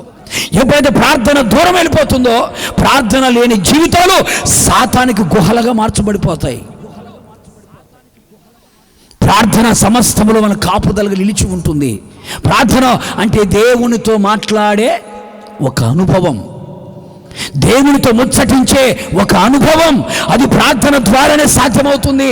పరలోకాన్ని భూలోకాన్ని ఏకము చేయగలిగిన ఒకే ఒక వారధి ప్రార్థన. మన సంగతులని పరలోకానికి చెప్పాలంటే, పరలోకానికి వెళ్ళాలంటే ప్రార్థన ఒకటి వారధి. ఆ ప్రార్థన నాకు కావాలి, ఆ ప్రార్థన నీకు కావాలి, ఆ ప్రార్థన మనకు కావాలి. కనుక 3 ముక్కల ప్రార్థనలాగా చేసుకుని వెళ్ళిపోకుండా దేవుని సన్నిధిలో సమయం దొరికినప్పుడల్లా ఒంటరిగా కుటుంబంతో సంఘముతో కలిసి ప్రార్థనలు ఏకీభవించు. ఆ ప్రార్థనే దేవునితో నీకు ఒక మంచి సంబంధాన్ని కలుగు చేస్తుంది. అందుకే మోషే దొరికినప్పుడల్లా 40 రోజులు ఎక్కుతాడు పైకి. భార్య పిల్లల్ని అందరినీ మర్చిపోతాడు, దేవునితో గడుపుతాడు. సహవాసం, ప్రార్థన సహవాసం. రెండవదిగా సహవాసం రెండవ అనుభవం ఏమిటి అంటే దేవుని వాక్యము చదవాలి, వాక్యము వినాలి, వాక్యాన్ని ధ్యానించాలి, వాక్యాన్ని అనుసరించాలి. చెప్పండి, వాక్యం వినాలి, చదవాలి, ధ్యానించాలి, అనుసరించాలి. ఈ 4 అనుభవాలు కనబడాలి మనకి. సంవత్సరం అయిపోయే లోపల నువ్వు బైబిల్ ప్రారంభించి సంవత్సరం అయిపోయే లోపల బైబిల్ ముగించేసేయాల. మా సంఘంలో ఇలాగే చెప్తా నేను. సంవత్సరం వచ్చే లోపల 2 సార్లు 3 సార్లు బైబిల్ చదివిన వాళ్ళు ఉన్నారు. ఆది కాండం నుంచి ఆరంభిస్తే చిలక జ్యోతిష్యులాగా మధ్యలో పొల్లలు పెట్టి తీయడం కాదు. ఆది కాండం నుంచి ఆరంభిస్తే చక్కగా చదువుకుంటూ వెళ్ళిపోవాలి. ఇలా చెప్తే నేను ఉదయకాలం ఆది కాండం చదవండి, సాయంకాలం కొత్త నిబంధన చదవండి. నువ్వు సంవత్సరం లోపల 2 సార్లు బైబిల్ చదవచ్చు. రోజుకు 4-5 అధ్యాయాలు చదవండి. మనకు అంత టైం లేకపోయా. తినడానికి టైం ఉంటుంది, మేకప్ చేసుకోవడానికి టైం ఉంటుంది, సోకులు చేసుకోవడానికి టైం ఉంటుంది. చెప్పు, చంపపీల దగ్గర నుంచి చెప్పుల దాకా మ్యాచింగ్లు వేసుకోవడానికి టైం ఉంటుంది. వాళ్ళతో ఎవరితో వ్యవహారాలు చేయడానికి టైం ఉంటుంది. యూట్యూబ్లు, ఫేస్బుక్లు, ఇన్స్టాగ్రాములు, చెప్పు వాట్సాప్లు అన్నీ ఊడ్చేయడానికి టైం ఉంటుంది. కానీ బైబిల్ చదవడానికి మాత్రం మనకు టైం దొరకదు. దరిద్రత దగ్గర చుట్టంలాగా ఎందుకు కూర్చోదు? బ్రహ్మాండం కూర్చోటం. దేవుని వాక్యాన్ని చదవాలి, దేవుని వాక్యాన్ని వినాలి, దేవుని వాక్యాన్ని ధ్యానించాలి, దేవుని వాక్యాన్ని అనుసరించాలి. ఎంతమంది దేవుని వాక్యం చదువుతుంది చెప్పండి. వాక్యం చదవడం అంటే ఏంటో తెలుసండి? దేవుడు నీతో మాట్లాడడం. ప్రార్థన అంటే మనము దేవునితో మాట్లాడడం. వాక్యం చదవడం, వినడం, ధ్యానించడం, అనుసరించడం అంటే దేవుడు మనతో మాట్లాడడం. ప్రతిరోజు నువ్వు బైబిల్ చదువుతున్నావు అనుకో, రోజుకి ఒక 4-5 అధ్యాయాలు బైబిల్ చదువుతున్నావు అనుకో, దేవునికి చాలా సంగతులు చెబుతాడు. నువ్వు ఎలా బ్రతకాలో, ఎలా ఉండాలో, ఎలా నడవాలో, ఎలా నడవకూడదో, ఎలా జీవించాలో సమస్తము దేవునితో చెబుతాడు. ప్రభు ఏమో నీకు చెప్పాలని ఎంతో ఆశపడతాడు. మనకేం టైం లేకపోయా, బైబిల్ చదివేంత టైం మనకు లేకపోయా. ఈ 2026 యేసు నీకు తోడుగా రావాలి, నీకేం తక్కువ కాకుండా ఉండాలనుకుంటే ప్రతిరోజు దేవుని వాక్యముతో సహవాసం చేయి. వాక్యాన్ని చదువు, వాక్యాన్ని విను, వాక్యాన్ని ధ్యానించు, వాక్యాన్ని అనుసరించు. చాలామంది సోంబేరోళ్ళు అయ్యారు క్రైస్తవులు. ఏందయ్యా అంటే ఈరోజు క్యాలెండర్లో వాక్యం ఏంటి? ఏహో నాకు ఏం లేదు అంటాడా, ఏం లేకుండా వస్తాడు. ఇంకా బైబిల్ చదివేది లేదు. ఇంకా క్యాలెండర్ వాక్యమే. ఇంకా క్యాలెండర్ వాక్యం ఎంతమంది చదువుకుని వెళ్ళిపోతారు చెప్పండి. ఆదివారం బైబిల్ తీశారంటే మళ్ళీ ఆదివారం రావాలా, అది ఇలాంటి కోటాలు రావాలా. బైబిల్ ఎక్కడ పెట్టావో కనపడలేదు అంటే ఎక్కడ పెట్టావో కనపడనంత స్థితిలో ఉంది బైబిల్. బీరువా నిండా పరిసరాలు బ్రహ్మాండంగా ఉంటాయి. వాళ్ళ బైబిల్ చూడాలా. ఆది కాండం తినేసి, ప్రకటన గ్రంథం తినేసి మధ్యలో కీర్తనలు పెట్టుకొని కూర్చుంటారు. ఆ బైబిల్ చక్క కూడా సరిగా ఉండదు. అమ్మగారు మాత్రం అబ్బో అన్ని లైట్లు, అన్ని అద్దాలు, చెప్పు అన్ని నెట్లు ఈ బాగానే ఉంటాయి. బైబిల్ చూడు. అర్థమైన వాళ్ళకి అర్థమైనంత. దేవుని వాక్యానికి మనం ఎంత విలువిస్తామో, దేవుని వాక్యం ఎంత శ్రద్ధగా చదువుతామో, దేవుని వాక్యాన్ని ఎంత శ్రద్ధగా వింటామో, దేవుని యొక్క వాక్యాన్ని ఎంత శ్రద్ధగా, ఆ వాక్యముతో మనం ఏం చేయాలంట? సహవాసం. మరొక మాట ఏంటి అంటే పరిశుద్ధాత్మను పొందుకోవాలి. దేవునితో మనం సహవాసం చేయాలంటే పరిశుద్ధాత్మను మనం పొందుకోవాలి. ఆత్మను పొందుకోవడం ఒక అనుభవం, ఆత్మ చేత నడిపించబడడం ఒక అనుభవం, ఆత్మ స్వాధీనములో ఉండడం ఒక అనుభవం, ఆత్మ వశములో బ్రతకడం మరొక అనుభవం. పరిశుద్ధాత్మతో నింపబడాలి. అందుకని పౌలు గారు అంటాడు, పరిశుద్ధాత్మని సహవాసం మీతో కూడా ఉండునుగాక అంటాడు. పరిశుద్ధాత్మ సహవాసం కావాలి. మన సహవాసం అయితే తండ్రితో ఉండాలి, మన సహవాసం అయితే కుమారునితో ఉండాలి, మన సహవాసం అయితే పరిశుద్ధాత్మునితో ఉండాలి. మారు మనసు పొందావా? మారు మనసు పొందిన నీవు పాప క్షమాపణ నిమిత్తమై బాప్తిస్వం పొంది క్రీస్తును ధరించుకోవాలి. కనిపెట్టి ప్రార్థన చేసి ఉపవాసం ఉండి ప్రార్థన చేసి పరిశుద్ధాత్మతో నింపబడి పరిశుద్ధాత్మ చేత నడిపించబడుతూ పరిశుద్ధాత్మ ఆధీనంలో స్వాధీనంలో ఉంటూ పరిశుద్ధాత్మ వశములో నువ్వు నిలిచి ఉండాలి. అప్పుడు పరిశుద్ధాత్మ దేవుడే చక్కగా నిన్ను నడిపిస్తాడు. ఆయన పరిశుద్ధాత్మ అనుభవాలు నడిపించబడాలి. ఆత్మ లేని అనుభవాలు ఒకవేళ ఉన్నావేమో, మారు మనసు పొందేలే చాలు, బాప్తిస్వం పొందేలే చాలు, మందిరానికి వెళ్తున్నలే చాలు, పాటలు పాడుతున్నలే చాలు అనుకుంటే సరిపోదు. పరిశుద్ధాత్మను పొందుకోవాలి. ఈ కడవరి దినములలో, అపాయకరమైన ఈ దుర్దినములలో మనుషులందరి మీద ఆత్మను కుమ్మరిస్తారని దేవుడు వాగ్దానం చేశాడు. విశ్వసించండి, విధేయతను చూపండి, ప్రభువుని అడగండి. ఖచ్చితంగా పరిశుద్ధాత్ముడు మీ మీదకు దిగివచ్చునుగాక. పరిశుద్ధాత్ముడు మీలో ఉండునుగాక. పరిశుద్ధాత్ముని సహవాసము మనము చేయుదుముగాక. ఆ పరిశుద్ధాత్మునితో మనం సహవాసం చేయగలిగితే ఈ క్షయమైపోయే శరీరం అక్షయతలోకి వెళ్ళిపోతుంది. మర్త్యమైపోయే శరీరం అమర్త్యతను ధరించుకుంటాం. ఈ దీన శరీరం మహిమగల శరీరంగా మార్చబడుతుంది. ఆత్మ పెళ్లి కుమార్తె ఎక్కి రమ్ము అని ప్రభు పిలిచినప్పుడు ఆత్మ తాను సిద్ధపరిచిన సంఘాన్ని తీసుకొని మేఘ మండలం మీద కొనిపోబడి 7 ఏళ్ల విందులో ఉండి 1000 ఏళ్ల పాన్లో ఉండి యుగ యుగాలు ప్రభువుతో కూడా మనం ఉండగలుగుతాం. పరిశుద్ధాత్ముని సహవాసం మనకి కావాలి. మరొక అనుభవం ఏమిటి అంటే అపోస్తులుల సహవాసం. ఏ సహవాసం అంట? అపోస్తులు అంటే సమస్తాన్ని విడిచిపెట్టి వచ్చిన వారు, దేవుని కొరకు ప్రతిష్ఠించబడిన వారు, దేవుని కొరకు ఏర్పరచబడిన వారు. వారికి ఉద్యోగాలు ఉండవు, వారికి వ్యాపారాలు ఉండవు, వారికి సైడ్ బిజినెస్లు ఉండవు. దేవుని మీద ఆధారపడి ఆయన వైపు చూస్తూ ఆత్మల భారముతో సంఘక్షేమమే తన ప్రాణముగా ఎంచుకొని క్రీస్తు కొరకు పాటు పడుతున్న ప్రయాసపడుతున్నటువంటి అపోస్తులతో మనం ఏం చేయాలి? సహవాసం చేయాలి. ఈ సహవాసం మనం చేస్తే ఇది మనకేమవుతుందట? మేలు. ఈ మేలును మనం వెతికితే అప్పుడు ఆయన మనకి ఎలా ఉంటాడట? తోడుగా ఉంటాడు. అర్థమైన వాళ్ళు చెప్పండి. ఇప్పుడు ఆయన మనకు తోడుగా ఉంటే మనకి ఏది తక్కువ కాదు. ఏది తక్కువ కాకుండా ఉండాలంటే ఆయన మనకి తోడుగా ఉండాలి. ఆయన ఎప్పుడు మనకు తోడుగా ఉంటాడు? ఆయన యందు విశ్వాసం ఉంచినప్పుడు, ఆయన వంటి పరిశుద్ధత కలిగినప్పుడు, ఆయనతో సహవాసము చేసినప్పుడు. ఈ 3 అనుభవాలు నీ ఆత్మకి, నీ ప్రాణానికి, నీ శరీరానికి నువ్వు అన్వయించుకో. ఖచ్చితంగా ఈ 2026వ సంవత్సరం నా యేసయ్య నీకు తోడుగా ఉండి ఏ విషయాల్లో నీకు తక్కువ లేకుండా సకలము సమృద్ధిగా ధారాళముగా నా యేసు నీకు దయచేయునుగాక. ఈ మాటలన్నీ నా యేసు మీ హృదయంలో స్థిరపరిచి నూరంతలుగా ఫలింప చేయునుగాక. God bless you. అందరు లేచి నిలబడదాం. అందరు లేచి నిలబడదాం. ఆకాశం వైపు చేతులు పైకెత్తి కన్నులు మూసి నోరు తెరిచి వినయ భయభక్తులతో ప్రార్థన చేద్దాం. ఈ 2026వ సంవత్సరం మీరు నాకు తోడుగా రండి ప్రభువా, నాతో కూడా మీరు ఉండండి అయ్యా అని ప్రార్థన చేద్దాం.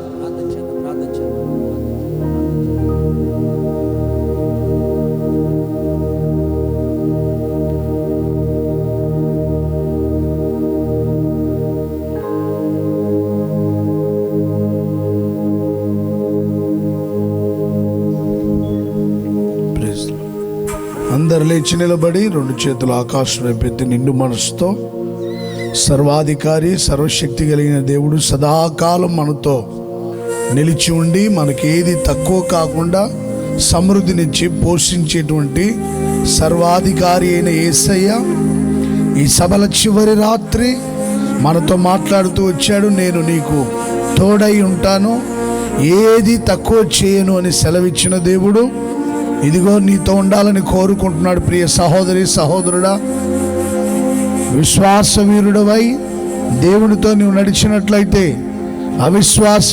అవిశ్వాసిగా కాకుండా విశ్వాసంతో అడుగులు ముందుకు వేయగలిగితే సర్వశక్తి కలిగిన దేవుడు నీకు తోడైండి వెళ్ళిన చోటల్లా జయం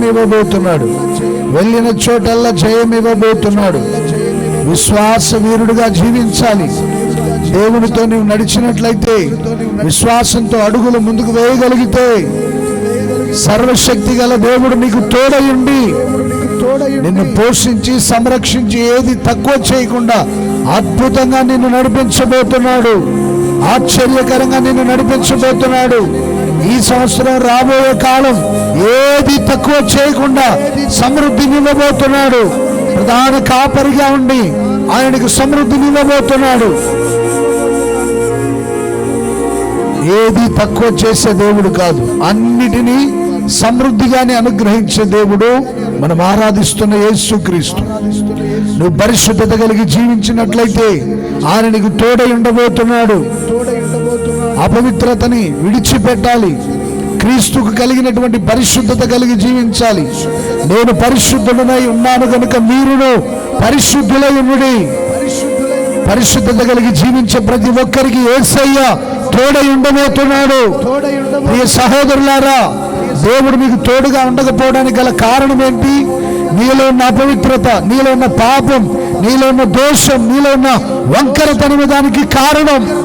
మన పితరుడైన యాకోబులో ఏ వంకరతనము లేదు, ఏ దోషము లేదు, ఏ మంత్రము శకునము లేదు.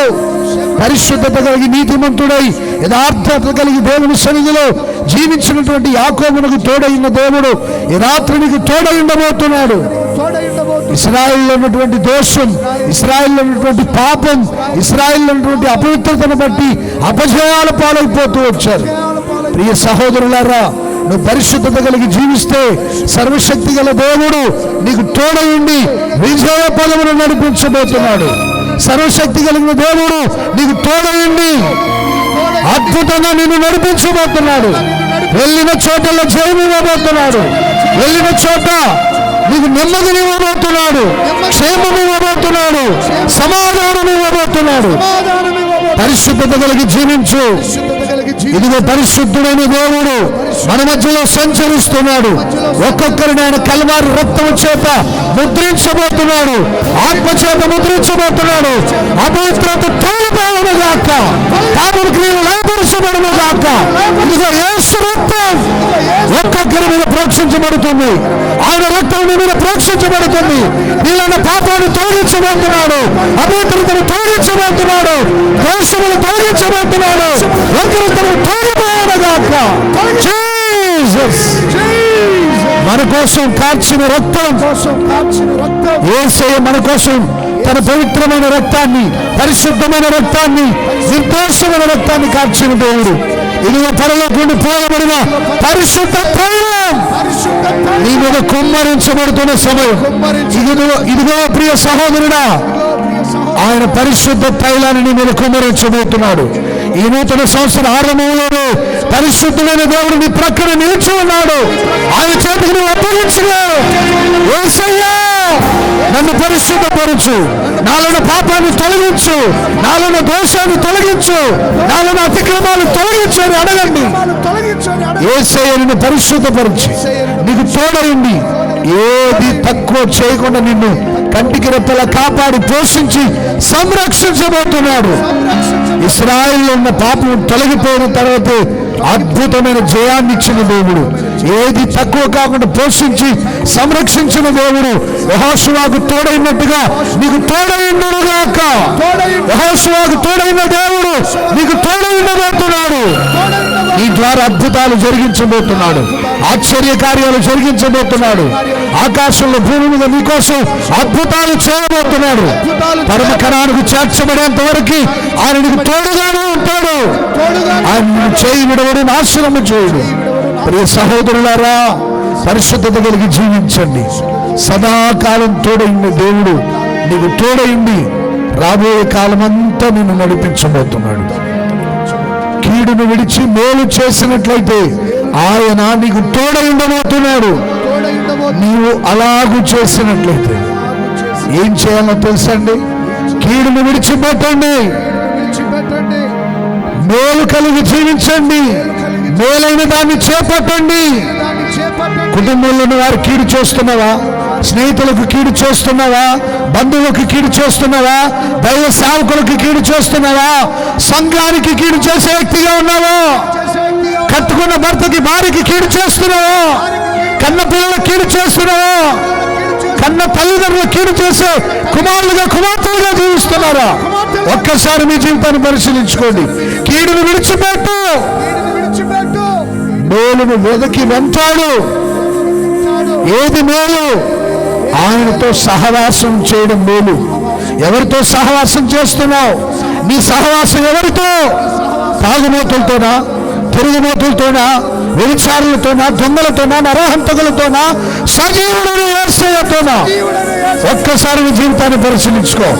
నీ సహవాసం సృష్టికర్త అయిన యేసయ్యతో ఉండాలి. నీ సహవాసం పరిశుద్ధుడైన దేవునితో ఉండాలి. నీ సహవాసం ప్రాణత్యాగము చేసి నీకోసం మరణించి తిరిగి లేచిన యేసుతో ఉండాలి. ఎవరితో ఉంది నీ సహవాసం? ఒక్కసారి నీ జీవితాన్ని పరిశీలించుకో. దొంగలతో, నరహంతకులతో కాదు, వ్యభిచారులతో కాదు. నీవు చేయాల్సింది యేసయ్యతో, అపోస్తులతో సహవాసం చేయాలి. దేవుని సేవ ధ్యేయమని ఎంచి సమస్తాన్ని విడిచి దేవుని పరిచయలో కొనసాగించబడుతున్న అపోస్తులతో మీ సహవాసం ఉండాలి. పిలువబడి, ఏర్పరచబడి, దేవుని కోసం ప్రత్యేకించబడి పంపబడిన వారి అపోస్తులు ఎవరితో ఉందో నీ సహవాసం ఒకసారి పరిశీలించుకో. ఎందుకు భర్తకి కీడు చేస్తున్నావు? ఎందుకు భార్య కీడు చేస్తున్నావు? సంఘానికి, సేవకులకు ఎందుకు కీడు చేస్తున్నావు? ఎందుకని దేవుడు నీకు తోడు ఉండకపోవడానికి కారణం ఏంటో పరిశుద్ధాత్ముడు సూటిగా తేట తెల్లగా నీతో మాట్లాడుతూ వచ్చాడు. ప్రియ సహోదరి, సహోదరుడా, ఈ చివరి దినములు, అంత్య దినములు ఎవరితో సహవాసం కలిగి జీవిస్తున్నావో ఒక్కసారి నీ జీవితాన్ని పరిశీలించుకో. యేసయ్యా, నేను నీతో సహవాసం చేస్తానయ్యా. నీ ద్వారా పంపబడిన సేవకులతో సహవాసం చేస్తాను యేసయ్యా. దేవునితో సహవాసం చేయడం అంటే ఏంటి? ప్రార్థన చేస్తూ బ్రతకడం, వాక్యం చదువుతూ ధ్యానిస్తూ, దివారాత్రులు వాక్యాన్ని ధ్యానిస్తూ ఉండడం. దేవునితో సహవాసం చేయడం అంటే ఏంటి? పరిశుద్ధాత్మ శక్తితో నింపబడడం. ఇదిగో దేవుని ఆత్మ ఈ సభలో చివరి రాత్రి నీ మీద కుమ్మరించబడునుగాక, నీ మీద కుమ్మరించబడునుగాక. పరిశుద్ధాత్ముడు నిన్ను బలపరచునుగాక, అగ్ని చేత అభిషేకించునుగాక, ఆత్మాభిషేకం నువ్వు పొందునుగాక. ఇదిగో రెట్టిపోయిన అభిషేకం. చెప్పులుగా పాత్రలు ఆనందించండి, ఆనందించండి. జీసస్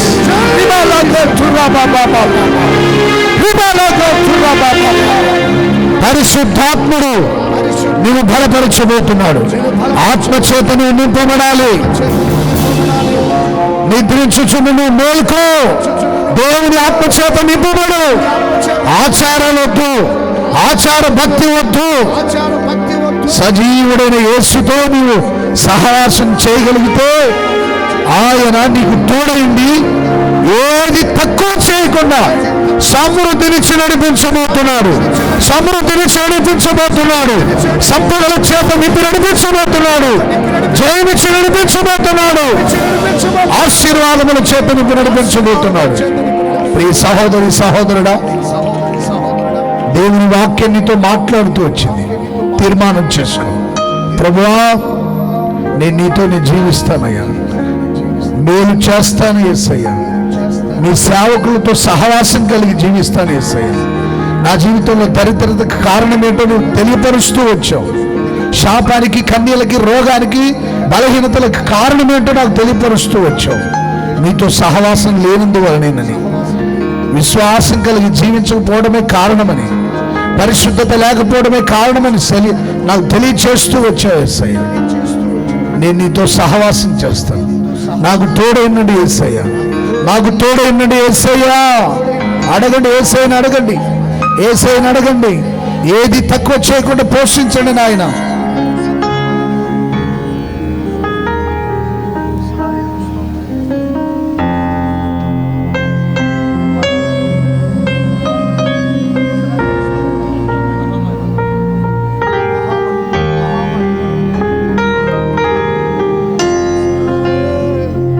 ఇశ్రాయేలు స్తోత్రములపై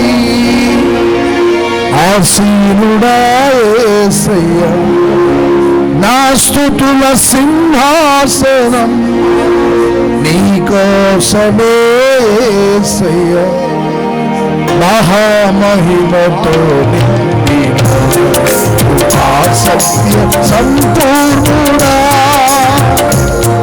ఇశ్రాయేలు స్తోత్రములపై ఆసీనుడా యేసయ్యా నా స్తుతుల సింహాసనం నీ కోసమే యేసయ్యా మహామహిమతో నిండిన కృపా సత్య సంపూర్ణుడా.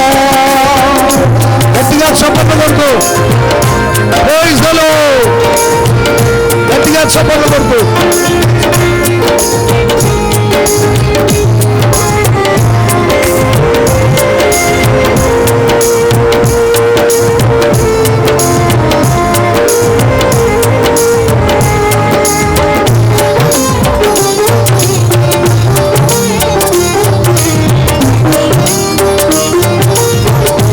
చప్పట్లు కొడుతూ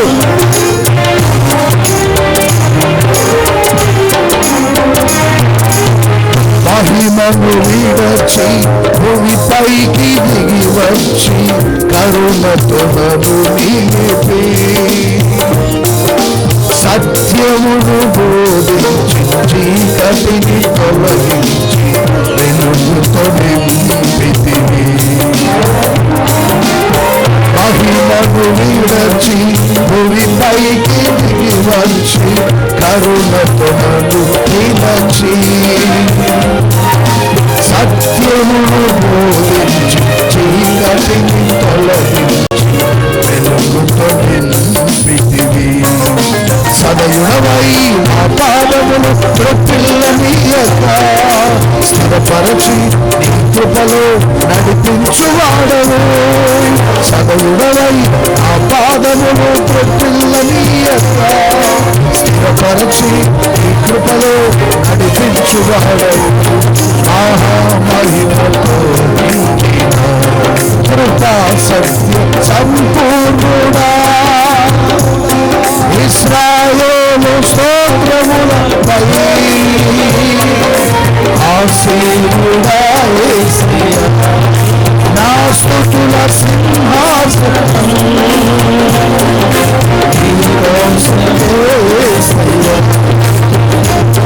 మహామహిమతో నిండిన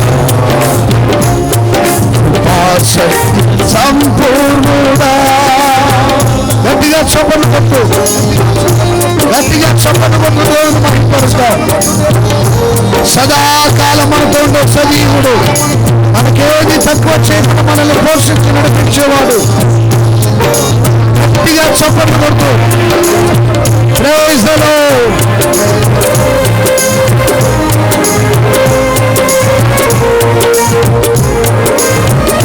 గట్టిగా చప్పట్లు కొట్టు, దేవుని మహిమపరుస్తాం.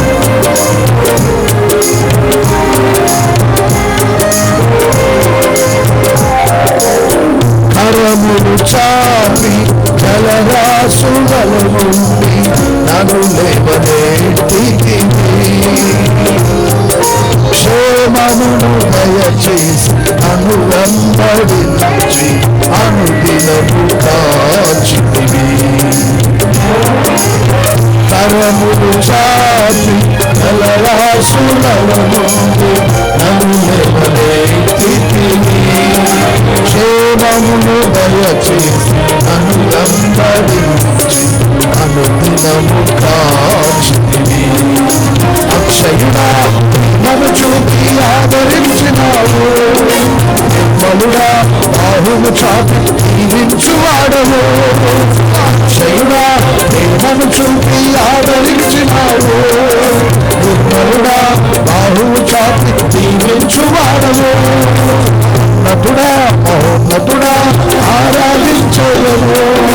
రక్షకుడా ప్రభాకరుడా నీవు ఆరాధించదను. నటుడా మహోన్నతుడా ఆరాధించదను.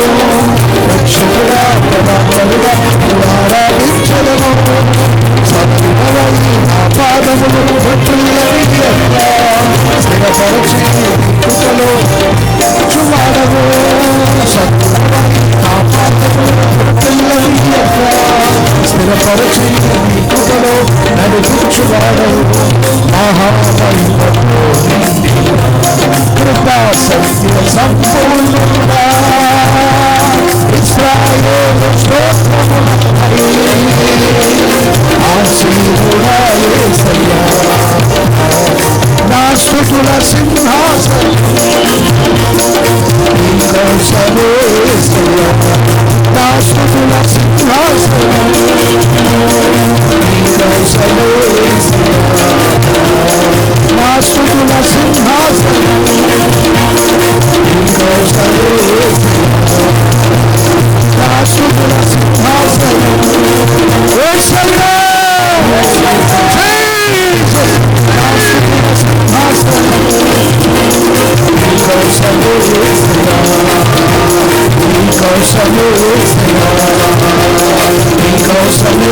పరిశుద్ధాత్ముడు ఆయన బలమైన శక్తి చేతను నిలుపుతున్నాడు. ఇదిగో యెహోవా ఆత్మ బలముగా నిన్ను వస్తున్నాడు. పరిశుద్ధాత్ముడు నూతనపరచండి, నూతనపరచండి నాయన. ఆత్మశక్తిగా నింపండి.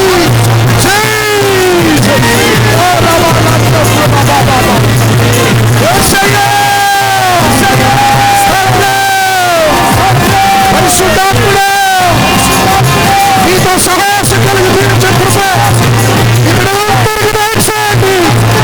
పరిశుద్ధాత్ముడు స్తుతి, స్తోత్రం, స్తోత్రం. యేసయ్యా మీతో సహవాసం చేసే భాగ్యం ఇప్పుడు దయచేయమని అనుకుంటున్నాం. ఇప్పుడు అభిషేకించండి, ఆత్మశక్తితో నింపండి. ఇప్పుడు నాయన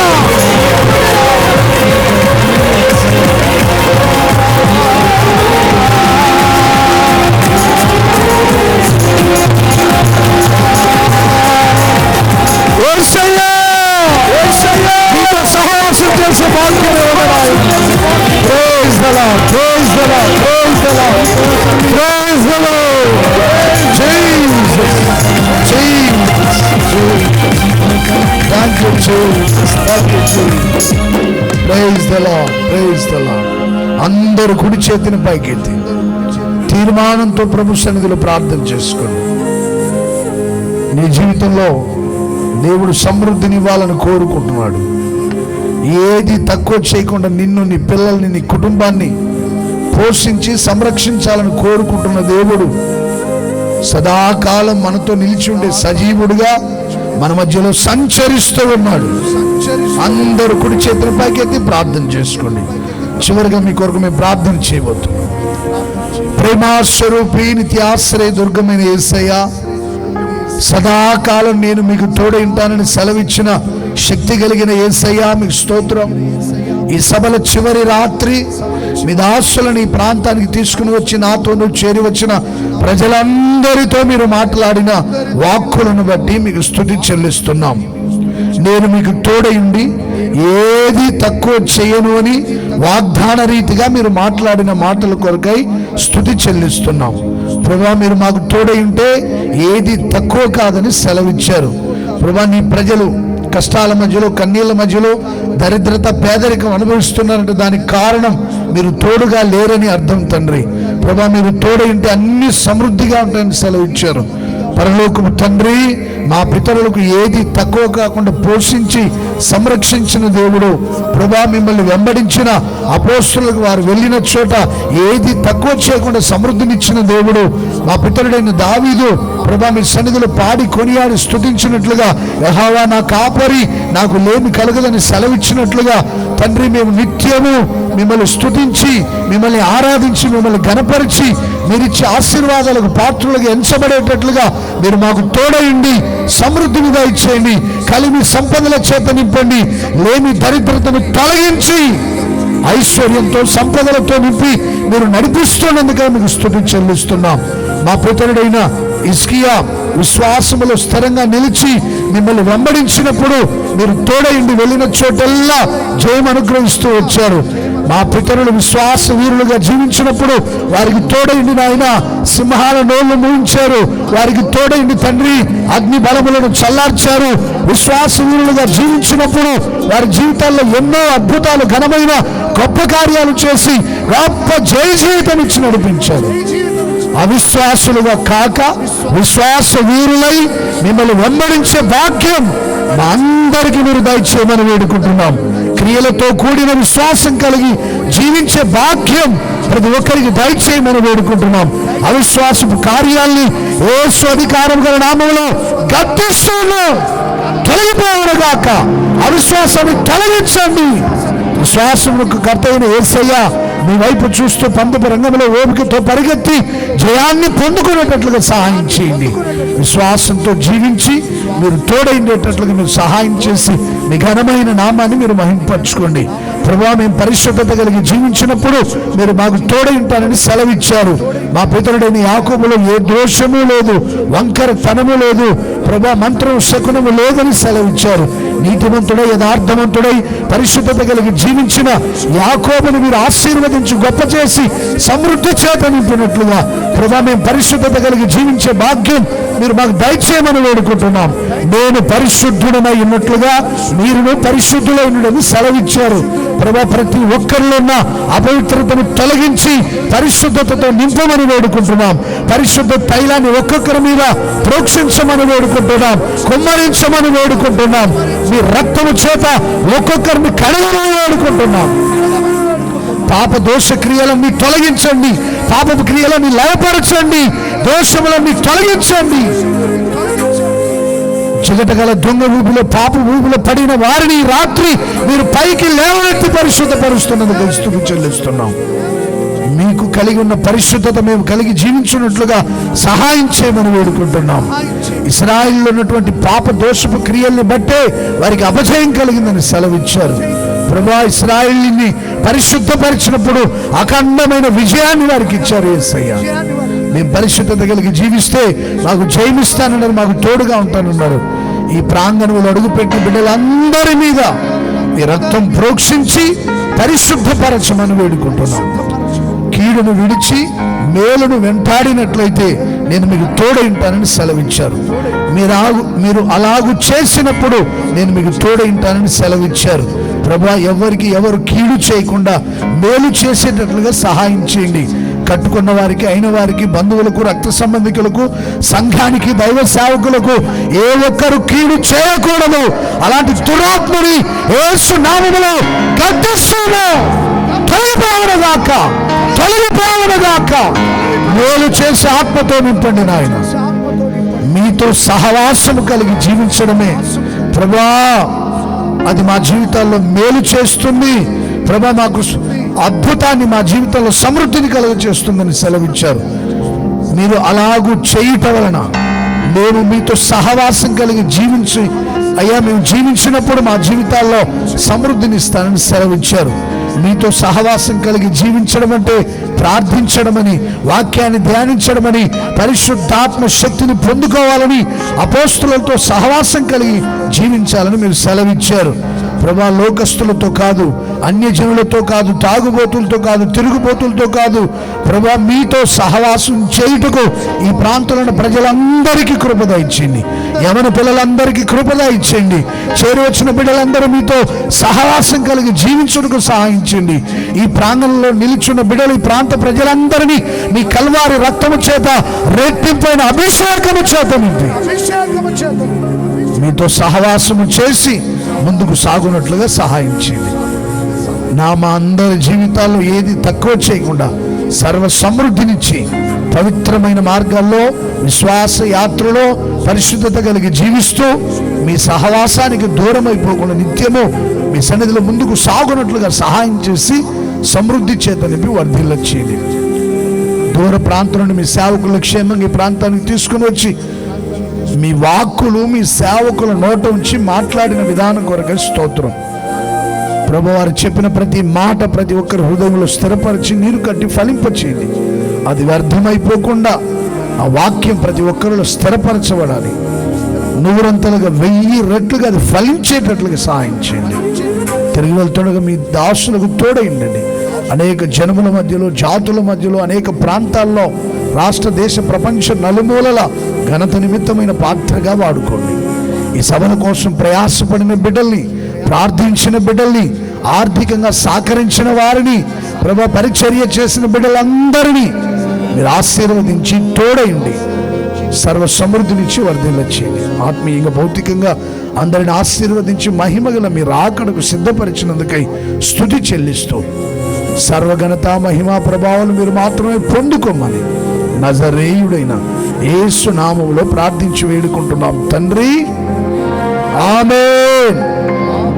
తండ్రి అయిన దేవుని ప్రేమ, కుమారుడైన యేసయ్య కృప, పరిశుద్ధాత్మ దేవుని యొక్క దీవెన, అన్యోన్య సహవాసం, ఆయన సన్నిధి, సముఖం మనకు సకల కోటి పరిశుద్ధులందరికీ విశ్వాసంతో పరిశుద్ధత కలిగి మీతో సహవాసం కలిగి జీవిస్తామని తీర్మానం చేసుకున్న ప్రతి ఒక్కరికి సదాకాలం మీరు తోడైండి, ఆశీర్వదించి రాకడకు సిద్ధపరచునుగాక. ఆమేన్. హల్లెలూయా, హల్లెలూయా. గట్టిగా చప్పట్లు కొట్టు, చప్పట్లు కొట్టు. 2 రోజుల సభలు మహామహిమకరంగా జరిగించిన యేసయ్యకు గట్టిగా చప్పట్లు కొట్టు, స్తోత్రమని చెప్పండి. స్తోత్రం, స్తోత్రం, స్తోత్రం. తన దాసులను బలపరిచి వాడుకున్న యేసయ్యకు స్తోత్రం. చెప్పిన మాటలు స్థిరపరిచి మన జీవితాలు వర్ధిల్ల చేసిన యేసయ్యకు స్తోత్రం. ఏది తక్కువ చేయకుండా పోషించిన యేసయ్యకు స్తోత్రం. సదాకాలం మనతో సంచరిస్తూ కాపాడి సమృద్ధి నుంచి నడిపించిన త్రియేక దేవునికి చప్పట్లు కొడుతూ స్తోత్రం చెప్పండి. స్తోత్రం, స్తోత్రం. ఆశ్చర్యకరమైన విషయం ఏంటంటే, మంచి వాతావరణం ఇచ్చిన మహిమ కలిగిన దేవుడు. Praise the lord. తుఫాన్లని ఒక ప్రక్కన వార్తలు వినబడుతూ ఉన్నాయి. మొదటి రోజు మేము ఈ ప్రాంగణంలో పనిచేస్తున్నప్పుడు, శుక్రవారం అనుకుంటా, శనివారం పనిచేస్తున్నప్పుడు గ్రౌండ్లో వర్షం కూడా పడింది. కానీ ప్రార్థన చేశారు విశ్వాసులు, దైవ సేవకులు. సర్వశక్తి కలిగిన దేవుడు వర్షాన్ని ఆపివేశాడు. మంచి వాతావరణం ఇచ్చిన యేసయ్యకు మరొకసారి గట్టిగా చప్పట్లు కొడదామా? చప్పట్లు కొడుతూ స్తోత్రం అని చెప్పండి గట్టిగా. హల్లెలూయా, హల్లెలూయా.